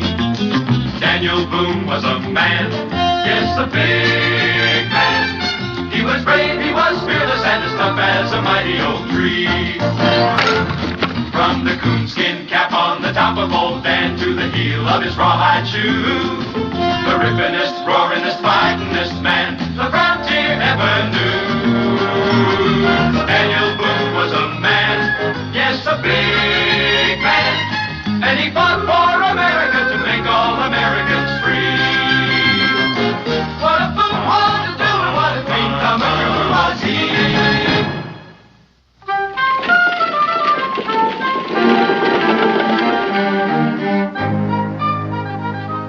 I suppose you know, Mr. Clements, that in the legal profession, the retainer is customarily provided in advance. I don't know. As a matter of fact, I don't even know what you're talking about. My fee, Mr. Clements, in this case, a trifling matter of, shall we say, $50. Oh, it's fine. Just go ahead and take it out of whatever I got coming there. Now, look here, Mr. Clements, I have spent a great deal of time settling this estate. I intend to be paid for it, or your case will be thrown into probate. I will take the $50 now. Well, that pay in advance, that's kind of like buying a pig in a poke, ain't it? You've heard my conditions, Mr. Clements. Well,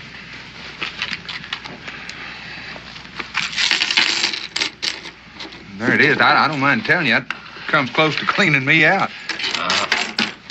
Excellent. And now, we can get on with our business. Anytime you're ready. The last will and testament of Langston Clements. I, Langston Clements, being of sound mind, do hereby will and bequeath to my nephew, Joshua Clements, clear title to one section of land which I recently acquired with this bequest in mind. Said property is located on the Kentucky River near the present settlement of Boonesboro. Hey, that's right close to where I live. To the best of my knowledge, my nephew has spent his life in a most carefree fashion and in avoiding honest toil. As a consequence, he has none of the skills which might make him a man of honest substance. To remedy this lack of knowledge, I also bequeath to him the ownership of my most trusted slave, one Jonah Wills, who will instruct and counsel in all matters pertaining to the land, the construction of the manor house, and the conduct of same, toward the end that my nephew shall belatedly achieve and maintain a position of importance and respect in the community. Well, if my uncle plans on me starting farming, it seems to me that he ain't quite as sound of mind as it said he was up the top there. Go ahead. That's all. That's all? Now, look, I'm supposed to be the sole heir, and I happen to know that he had a big plantation over near Richmond. Well, your uncle was a very philanthropic man. He disposed of the bulk of his estate before his death and distributed the money among several charities. He apparently believed that you were capable of fending for yourself. Well, I appreciate all the confidence my uncle had in me, but Right now, I'd settle for just a little cash. Perhaps you'd like to read it. No, well, I'll take your word for it. I'll make you an even deal. You give me my $50 back and you can have that property. No. I couldn't do anything like that, Mr. Clements. Now, here is the deed and location of your land, and here is a letter proving ownership of one Jonah Wills, a slave. What do I want with a slave? And in my opinion, your uncle has detailed that most explicitly. He might have detailed it, but that don't mean I got to carry it out. But I fail to see how you can avoid it. Oh, it's very simple. This Jonah, what's his name? He don't know who I am, and he don't know that I own him. And I sure ain't gonna be the one to tell him. He has already read the will. You mean he reads? I think you'll find him a most intelligent and educated man. I ain't gonna find him nothing. That's all I got, right there. Now, that ought to take care of the postage, the ink, and the stamps. And you write this Mr. Jonah, whatever his name is, and tell him that I set him free. Now, that ought to settle everything. Well, there's no need for me to write. He's here in town awaiting your arrival. Would you mind telling me where? At the Blue Boar Tavern. He's been working there at night with his board and lodging.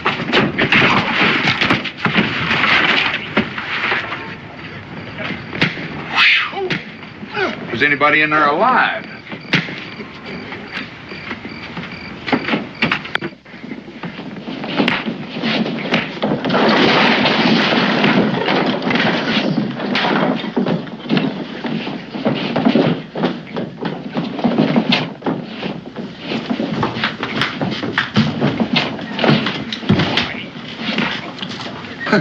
It's a nice, quiet little place you run here. Yeah, I know. Yeah, it's in a real slow night. Sometimes there's a lot of action going on. Oh, I'll bet you do.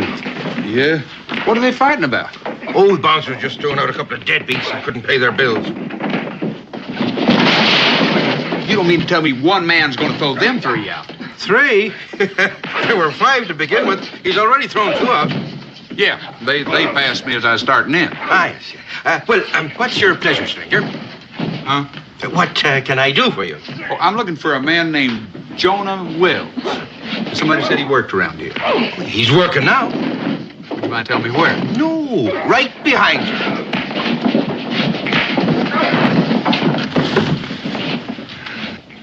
You mean that's him? That's him. The way I understand it is, the man that used to own him liked to match him in bare knuckle fighting. Once brought him all the way to England to fight for prize. What did you want to see him about? Well, I just wanted to talk to him for a little bit. Oh, you want me to call him on over? No. There's no trouble. Don't believe him interrupting a man when he's working. Just pour me a mug of rum and I'll wait till he's through. I've hired a lot of bouncers in my day, but I want to tell you that this black here is the roughest, toughest, best man to keep law and order in a place that I've ever seen, and he works cheap, too. Well, now, if he's that valuable, you might be interested in buying him, huh? Buying him? That's what I said. What should I buy him? I already have him. But that don't mean you own him. Now, listen. You know, the man that owned him upped and died. You've heard of the phrase that possession is 9/10 of the law, huh? Yeah, but that's where you figured wrong. You see, it so happens I own him. Now, look, and mister. I don't have any particular use for him. Now, I figure I can offer you a real good price on him. Say, $50. $50, huh? Tell me something. How come if you own him, you didn't recognize each other? Because I haven't owned him that long, and I never had the chance to meet him before. Oh, you expect me to believe that, huh? I don't really care whether you believe it or not. I figured I'd just offer you a bargain. Oh, no. You figured on cheating me out of $50. That's what you figured. Now, you pay up for this drink and get out of here. I can't stand liars. And I don't like being called one either. Now, I got a paper right here. I'm not interested in papers. Now, come on. I want to get paid for this rum. If that's all you're worried about. It so happens that...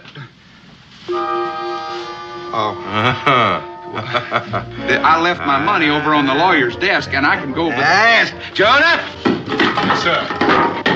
Now listen, sir. Do you want me for something, Mr. Williams? Yes, Jonah. We got another deadbeat here. Throw him out. Now, you wait a minute, because Throw him out. Listen, I got no paper in my pocket. If you just let me...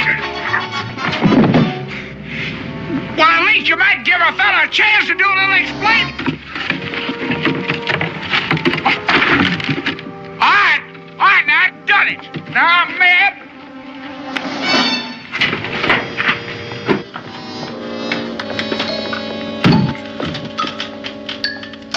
Jonah, He's back here. Now, wait a minute.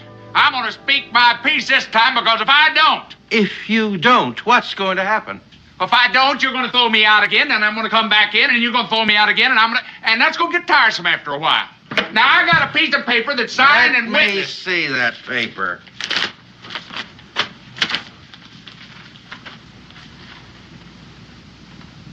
Yeah? It looks like the real thing, Mr. Clements. You believe it's a real thing. Oh, you're Mr. Josh. I recognize the resemblance now. Well, it'd have been a whole lot better for me if you'd have noticed that a little earlier. I've been waiting for you for a whole month. Well, it took a month to get this letter, and right now I wish I'd never gotten it. I'll get my belongings. But wait a minute, that might not be necessary. Now, if you give me that mug of rum. What mug of rum? The one I got throwed out for. I didn't get the chance to finish it. Oh, listen here, Sonny. You ain't paid for it yet. Well, the way I got it figured, if I went to all the trouble to get thrown out because I didn't have the money to pay for it, I got a right to drink it. Well, I figured that you still owe me for the mug of rum, huh? All right. Well, you're just going to have to throw me out of here again. And don't look to Jonah, because he don't work here no more. This time, it's going to be my Now, pleasure. wait. Oh. Listen, I told you that Jonah was up for sale. Now, I'm a fair man, and I'm willing to take the price of the drink off of the purchase price. Oh, that's very big of you. $50, did you say? That's what I said. It's a deal. It's a pleasure doing business with you. I hate to spoil your pleasure, Mr. Josh, but did you read that paper saying I belong to you? Of course I read it. Then read it again. Mr. Langston figured you'd try to resell me on the market, so he put a clause in there saying that you can't resell me.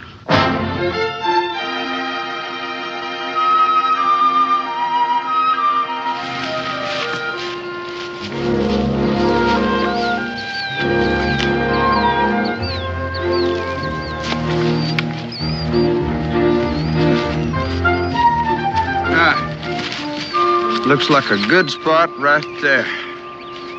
Now, you get some wood for a fire, and I'll go out and see if I can get us a little game. I don't think I ought to do that, Mr. Josh. How many times I got to tell you? Don't call me mister. Just call me Josh. I can't do that either. Why not? Because that's just not done. If I were to call you by your first name, it wouldn't show the proper amount of respect. I didn't ask you to respect me, just asked you to build a fire. And like I said, I don't think I ought to. I'm waiting. Waiting for what? I'm waiting for you to tell me why you can't build a fire. It's one of those things you simply have to understand. Here, I am your body servant. As your body servant, I have certain duties to perform. Building fires is not one of them. Well, as of now, it's a duty you just took over. You certainly have a lot to learn. You build the fire, and I'll get the meat. After supper, I'll start teaching you. Teaching me what? How to act when you own a slave. Excuse me.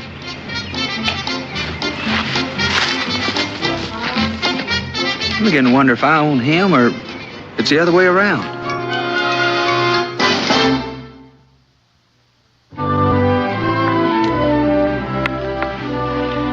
Now, the first thing you'll have to learn that there are all different kinds of slaves. There's the field hands and the household help and the coachmen and the groomers and the stable boys. Then there's the body servants and the supervisors. Now, as a slave owner, you can't make one slave do another kind of work. Well, which one of these classes did you fall into? Most of my work was a supervisor. I made sure the slaves did their work. I bet you're real good at that, too. But since you don't have anything to supervise, I'm willing to be your body servant until you get a better start. Well, just what does a body servant do? Oh, he takes care of his master's welfare and his personal things, sees to it that his clothes are hung up and that his boots are shined. Oh, you can be worked to death. Seeing as how this is all the clothes I got, and I ain't never had a pair of shiny boots. Well, then I'll save up my strength until you get richer. You might have pretty good weight. I've got a lot of patience. Well, my patience is wearing a little bit thin. So why don't you just go your way and I'll go mine? I'll just cut you loose and go. No, I can't let you do that. That's plain ridiculous. You're used to living in a big fancy house, servants looking out after you. And all I got's that little old cabin down on the creek, and I don't even stay there very much. I'll admit it doesn't sound like the things I'm used to. Oh, there's one other thing you've got to know. A good slave is loyal, sort of cold amongst a slave. And then there's Mr. Langston. Before he died, I promised him that I'd take care of you. So you see, I just can't leave you. Do you mind if I ask one more question? Who's going to support the two of us? That's your responsibility. I give you my loyalty. You see that I'm fed and housed. Boy, you got a real good deal going for you. You know what? You know, I hate to bring this up, but somebody's got to do these dishes, and I don't suppose that comes under the duty of a body servant, does it? No, that's for the household help. But to show you how loyal I am, I'm going to break all the rules. And we can each do our own. That's very decent of you.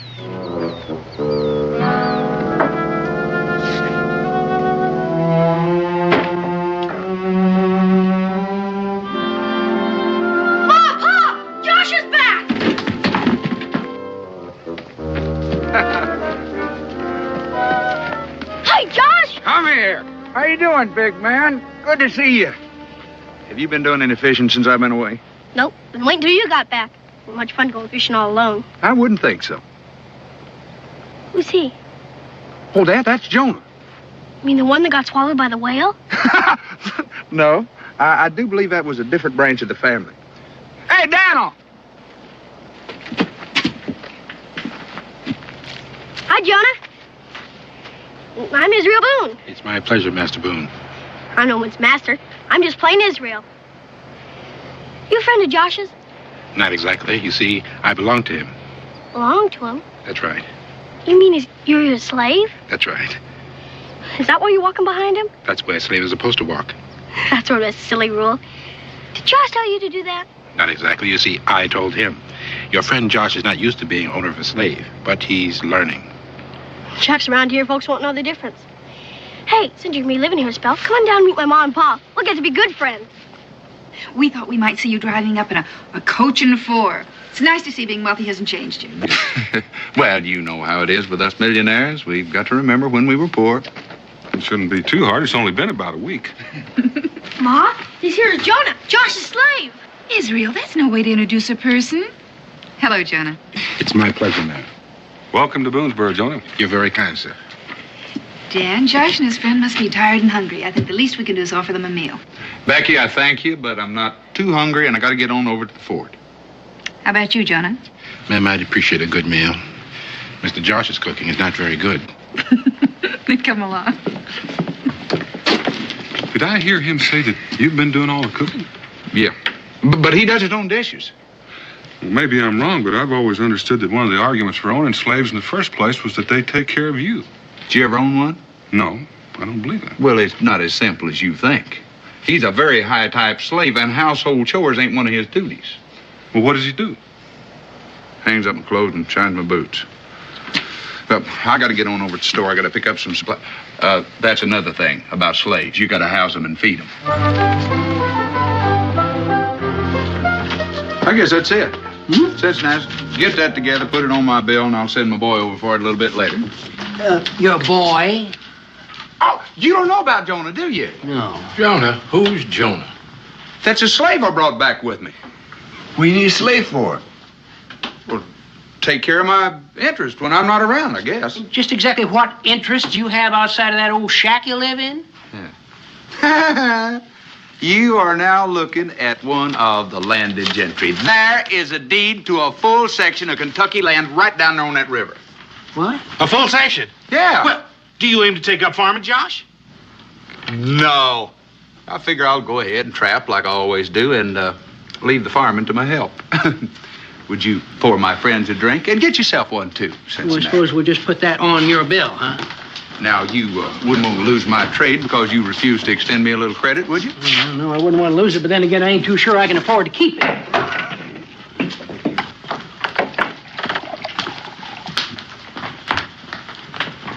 Well, now, what can I do for you?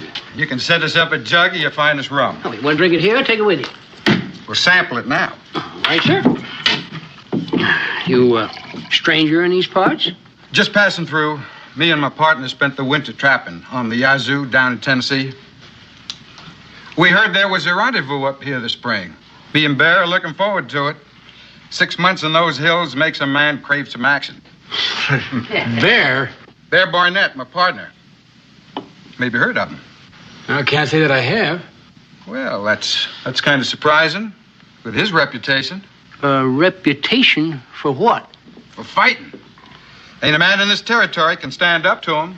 seems to me like a statement like that might be open to question. Well, now. I always like to meet a sporting man. That's $1,000. Gold. Says Bear can whip any man in Kentucky. Just in case you want to make a little wager. Well, now, the way you've been talking about him and seeing the size of him, it don't seem like it ought to be an even bet. Well, I'll show you I'm a gambling man. Give odds. Say 3-1. You say 5-1, you got yourself a bet. For how much? All of it. My 200 against that 1,000. Mister, you got a deal. Now, if I could just see the color of your money. Well, I ain't got that kind of money on me, but if you let me know where you are, I'll get it to you by night. Well, we're camping on the river, just outside of town. It's a pleasure doing business with you, Mr. Clements. Clements. Josh Clements. Yeah, well, see you tonight.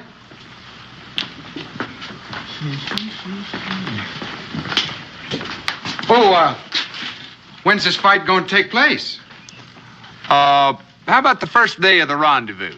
Now, that way everybody can get in on the fun. Like I said, it's a pleasure.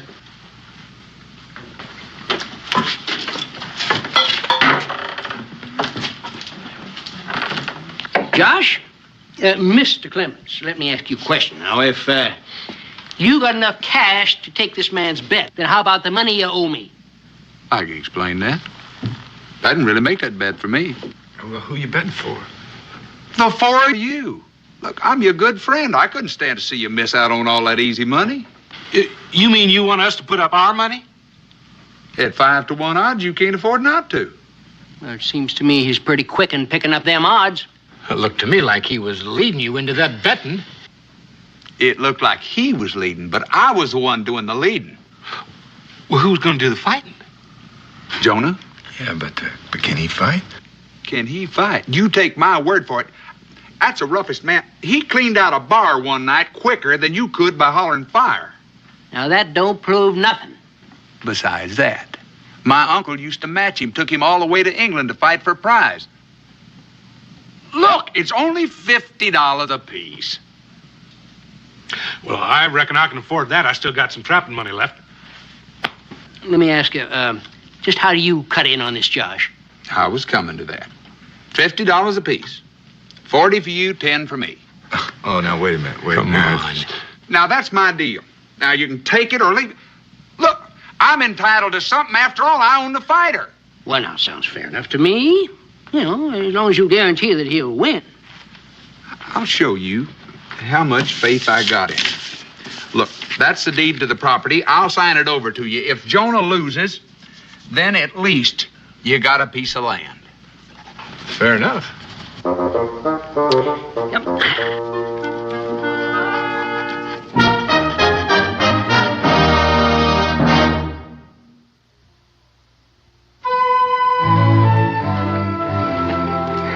I don't know, Homer. $200 seems like pretty small pickings. It's nowhere near as much as we figured we could take these farmers for. Well, there'll be plenty more. When the trappers start coming in and taking on the liquor, there'll be plenty of challenges and at better odds. Just don't make it look too easy. Take a few falls. They'll all think they can whip you. Here's to all honest men. May they stay corruptible, gullible, and greedy. Hello there. Well, come on in. Well, Mr. Clements, I just about give up on you. I'm sorry I'm a little bit late. Say hello to my friend Daniel Boone. Daniel Boone? Say, I heard a lot about you. I'm mighty proud to know you. This is my friend, Bear Barnett. Would you like to join us in a drink? Oh, I think we better not. I just came over here to bring you the money. Didn't want you to think I backed out on it. You can count it if you want to. Oh, no need for that. I never give a thought to you not showing up. Well, I guess this seals the deal. Well, almost. It's not that I don't trust you, but I figured we both might sleep better if we had somebody to hold the bet. So I figured Daniel here. Why, sure. I'll just go get my money. You the one I'm fighting? No, not me. I only fight when I'm mad, and right now I'm feeling mighty friendly. Well, I'm just as glad, considering the size of you. You are, Mr. Boone. I'm mighty glad to have you keep that safe for me. Well, I guess that just about does it. We'll be seeing you. Sorry, can't stay and have a drink with us. But then me and Bear will buy you one before we leave town. It's been a pleasure.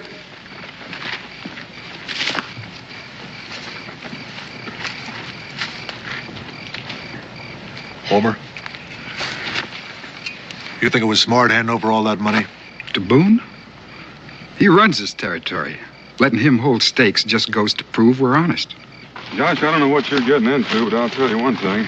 Those two are not trappers. I figured that.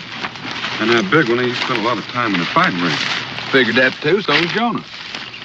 Speaking of Jonah, how does he feel about this fight? He don't know about it yet. Well, when are you going to tell him? Tonight, he's at the tavern waiting on me now. Josh, I don't want to pry, but do you mind telling me why you got mixed up in something like this? Daniel, you're the only one I'd tell this, but an uncle of mine didn't leave me money like I expected.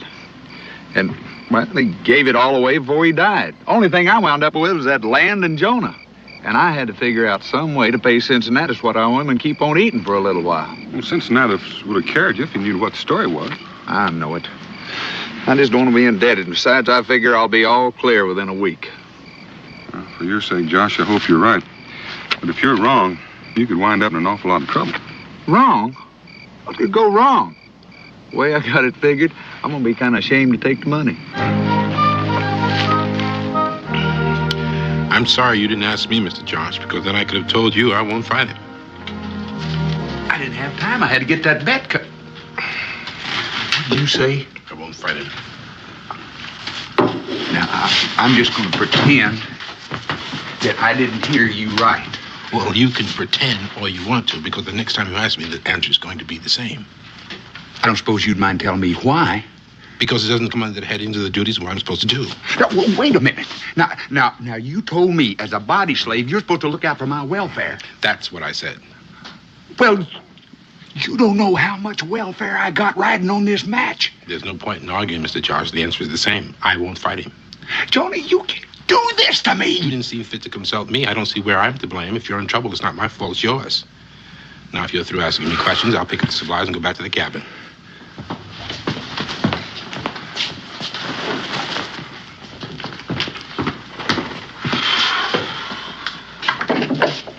He walked out of here like he was real upset.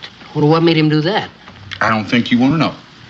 Well, of course I want to know, seeing as how I have a certain sum invested in him. That's the thing I don't think you want to know. He ain't gonna fight. Did I hear you real plain? You ain't never gonna hear me any plainer. I said he ain't gonna fight. Well, now, if you own him like you say you do, then he's got to do what you tell him. Not unless he wants to, he don't. And if he says it's against the rules, it's against the rules. Daniel, you mind the store. I'm going to call myself a business conference. Daniel? Josh, I understand that the climate in Canada is very agreeable this time of the year.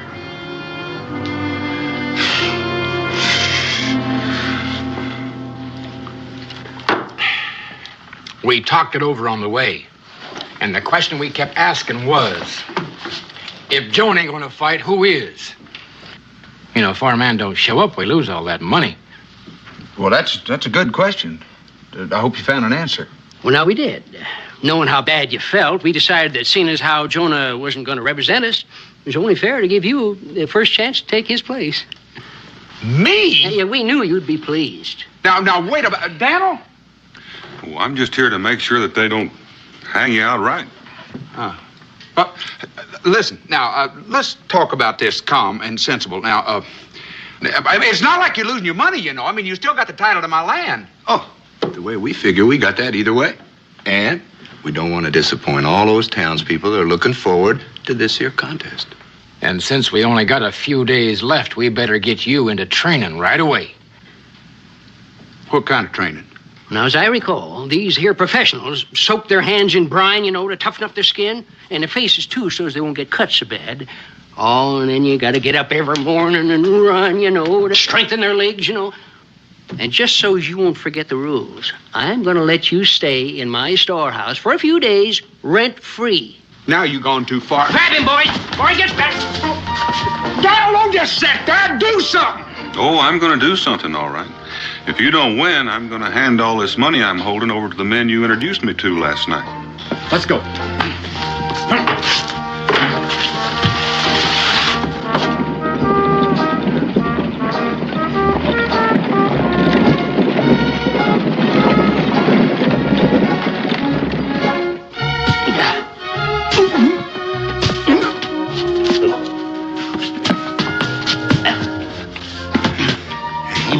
hurt for a fella his age.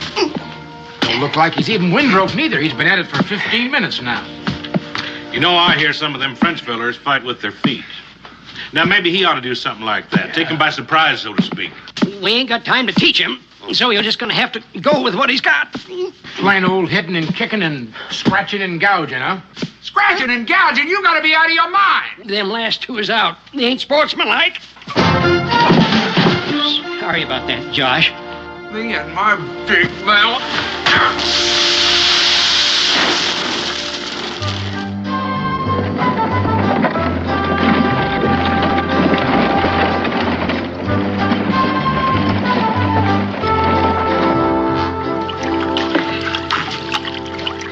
I put pork down for the winter in brine that had less salt than that in it. I believe it. If that don't toughen him up, nothing will. All right, we're all set. Bring him on over, boys. All set for what? Just get on over there. Come on, Josh. Come on, let's go. Oh, no. No, you don't. Now, You're not going to put me in there like a slab of pork. Now it's for your own good. Stop you from bleeding all over the place. I ain't going to do it. Oh, you're the most uncooperative man I ever did see. All right, boys, let's go. Right? Come on. Down you go. How long do you reckon we should keep him under there? Oh, long enough for that there brine to start pickling him, but not long enough to drown him.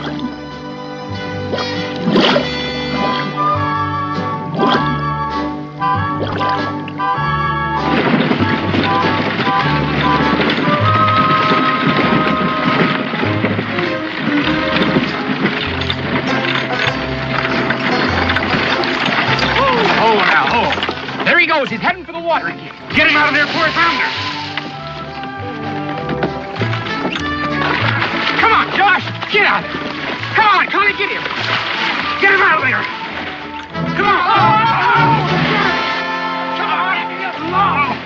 Oh, there's no doubt about it. He's rounding into shape, all right. 3-4 days ago, I'd have got him out of here all by myself. Grab his leg. Oh, my. Dan, just how much trouble is Josh in? Oh, about all the trouble a man can get in, considering the time he had to work on it. Such as? Well, first of all, he's in debt to Cincinnatus. Then he talks Cincinnatus and the others into putting up money on a bet he can't make good on. And tomorrow, he's got to fight a man who makes his living as a fighter. And finally, he signed over his land as a forfeit in case he loses. Well, what will happen to him if he fights this Bear Barnett? Oh, I reckon he's bound to survive, but it's bound to be a mighty unpleasant afternoon. Maybe you could talk to him. Talk to who? To Jonah. Well, you could find out why he's acting the way he is and why he won't fight this man for Josh. Oh, I couldn't do that, Becky. I hardly know him.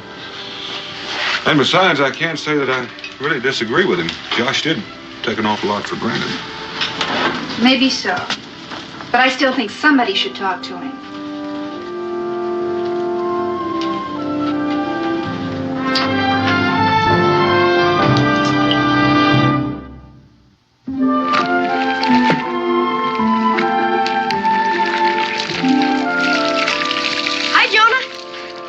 Israel.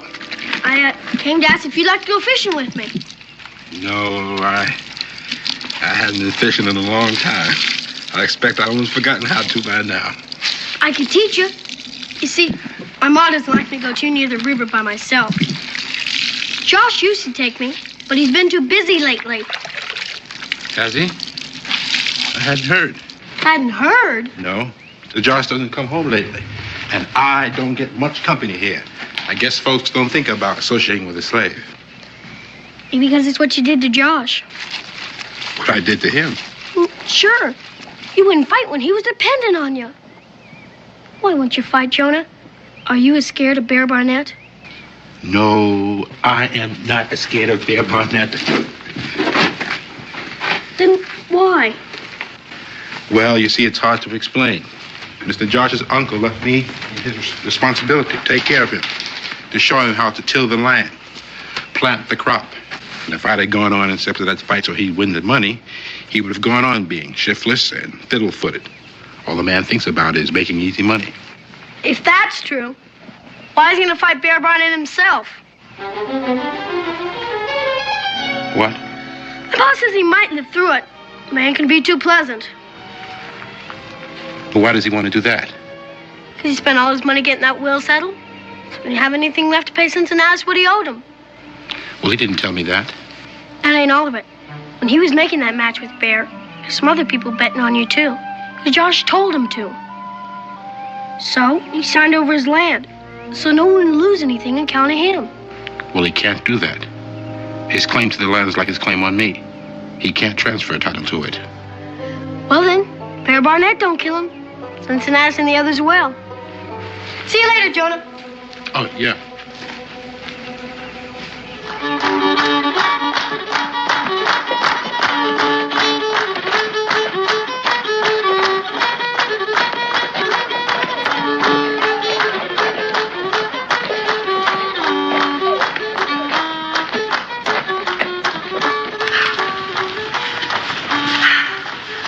Israel could be. Oh, I reckon he's around here someplace. Becky, why don't you wait right here? I'm going to go over and talk with Josh. Dan, isn't there some way you can help Josh? Well, I reckon the only way I could help him would be to volunteer to take his place. And I don't reckon he'd stand for it, and I don't think I'll insult him by suggestion. I'll be right back.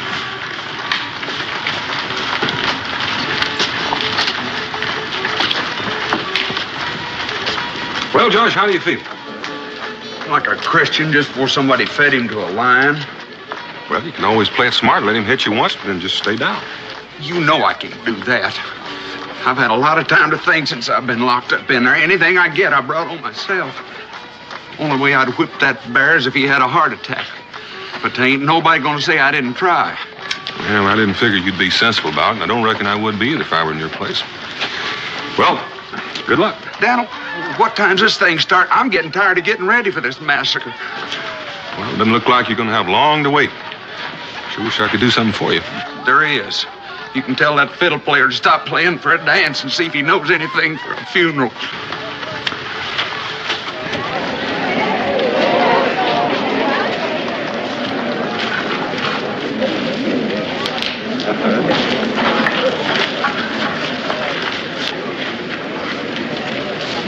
Cincinnati, they're here. The fight's gonna start any minute now. All right. I drink up, gents. This establishment's closed till the war is over. Let's get him.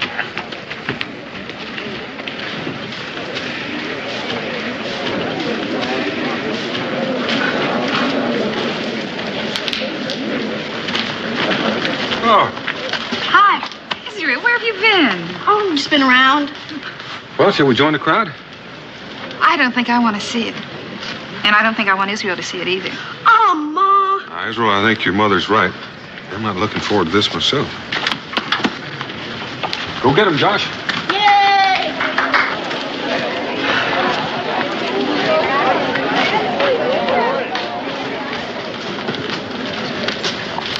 Josh, now get down. You can do it. Don't let him scare you. Go Now, get him, come on, Josh. Come on, Josh. Now, come on. No, Just don't let you him can't. lay his hands on you. If you can't outfight him, you can always outrun him. Come on, now get under those ropes. Sit down. Get the stool. Come on. Sit down. You know, that bear is a mean-looking man. In spite of what he done to us, I still feel sorry for Josh. I think, listen, do you think we should put a stop to this? Oh, if we tried that, the crowd would kill us. Now, let's get with it. All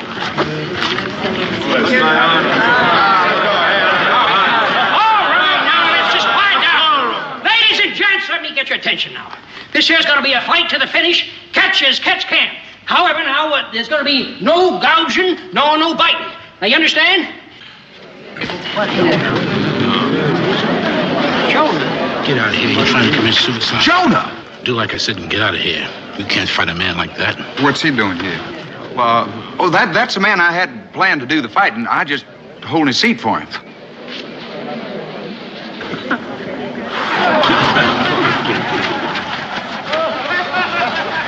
Why do you suppose Jonah changed his mind? I don't know, but I'm sure glad he did. I don't think I could have stood it just standing here and watching old Josh get killed.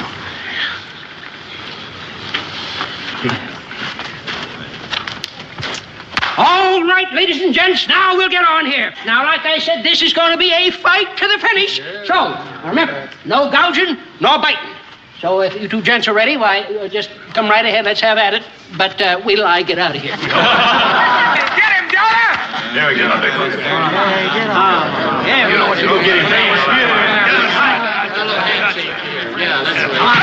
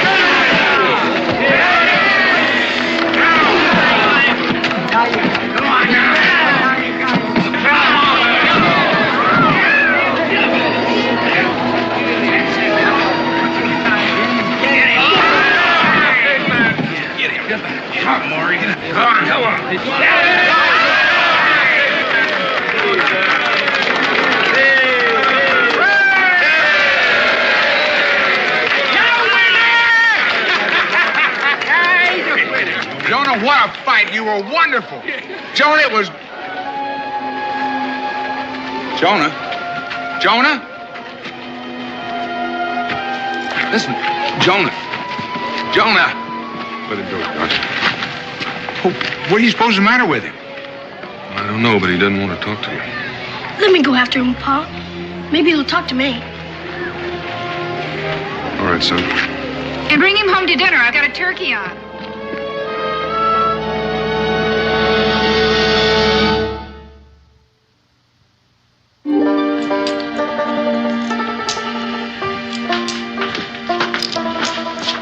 Why are you looking so downhearted? Just thinking what a fool I've been. No wonder Jonah won't speak to me. Well, here, try a little of this. If this doesn't cheer you up, you're in a real bad way. Dinner's all ready to put on the table as soon as Israel and Jonah get here. Where's Jonah? He's not coming. Well, he hasn't heard or anything, is he? Nope, he's going away. Going where? He didn't say. He's just leaving. Well, why would he do a thing like that? Because he thinks he's a failure. Because he can't keep his promise to your uncle about helping you with the land. You being as irresponsible as you are. Becky, you got to excuse me. I got to get over there before he leaves. Dinner will keep, and I think we should all go along.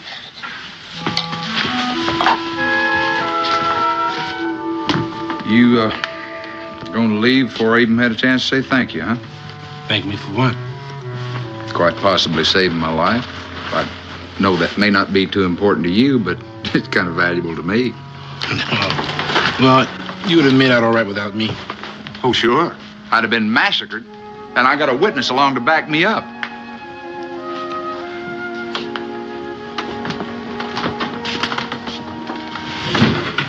Why are you leaving, Jonah? Mr. Boone, I gave my word on something I couldn't make good in. It was a mistake for me to interfere in Mr. Josh's life. Man has to live with his mistakes, but I never heard where he had to live in the same house with them. It's not your mistake, Jonah. It's Uncle Langston's.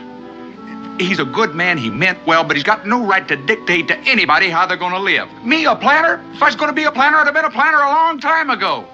Guess I found that out. I'm not finished yet. I'm not the only mistake he made. You're the other one. Served him all your life. He had no right to ask you to serve him after he'd done cashed in his chips. And of all things, being a slave to somebody like me. Now, does that make sense or not? Well, it makes sense. So, as of right now, you're not serving anybody but yourself. Because you're free. I'm setting you free, and I'm going to find a paper that'll make it legal. Mr. Josh, Furthermore, you now own one section of Kentucky land. You can't transfer that title. Mr. Josh? I can will it to you. Now, don't you think you ought to kind of hang around to see that the weeds don't grow up in it until somebody hangs me or shoots me or something happens?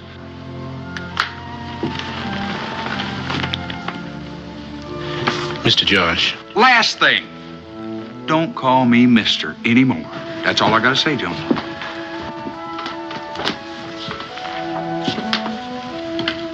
You still planning on leaving, Jonah? He can't leave yet. I haven't had a chance to take him fishing yet. Yes, you did promise that you'd teach me that, Israel. I don't like to interrupt all this, but I've got supper cooking at home. And if none of you are going to eat it, I'm going to feed it to the hogs. I reckon we better go.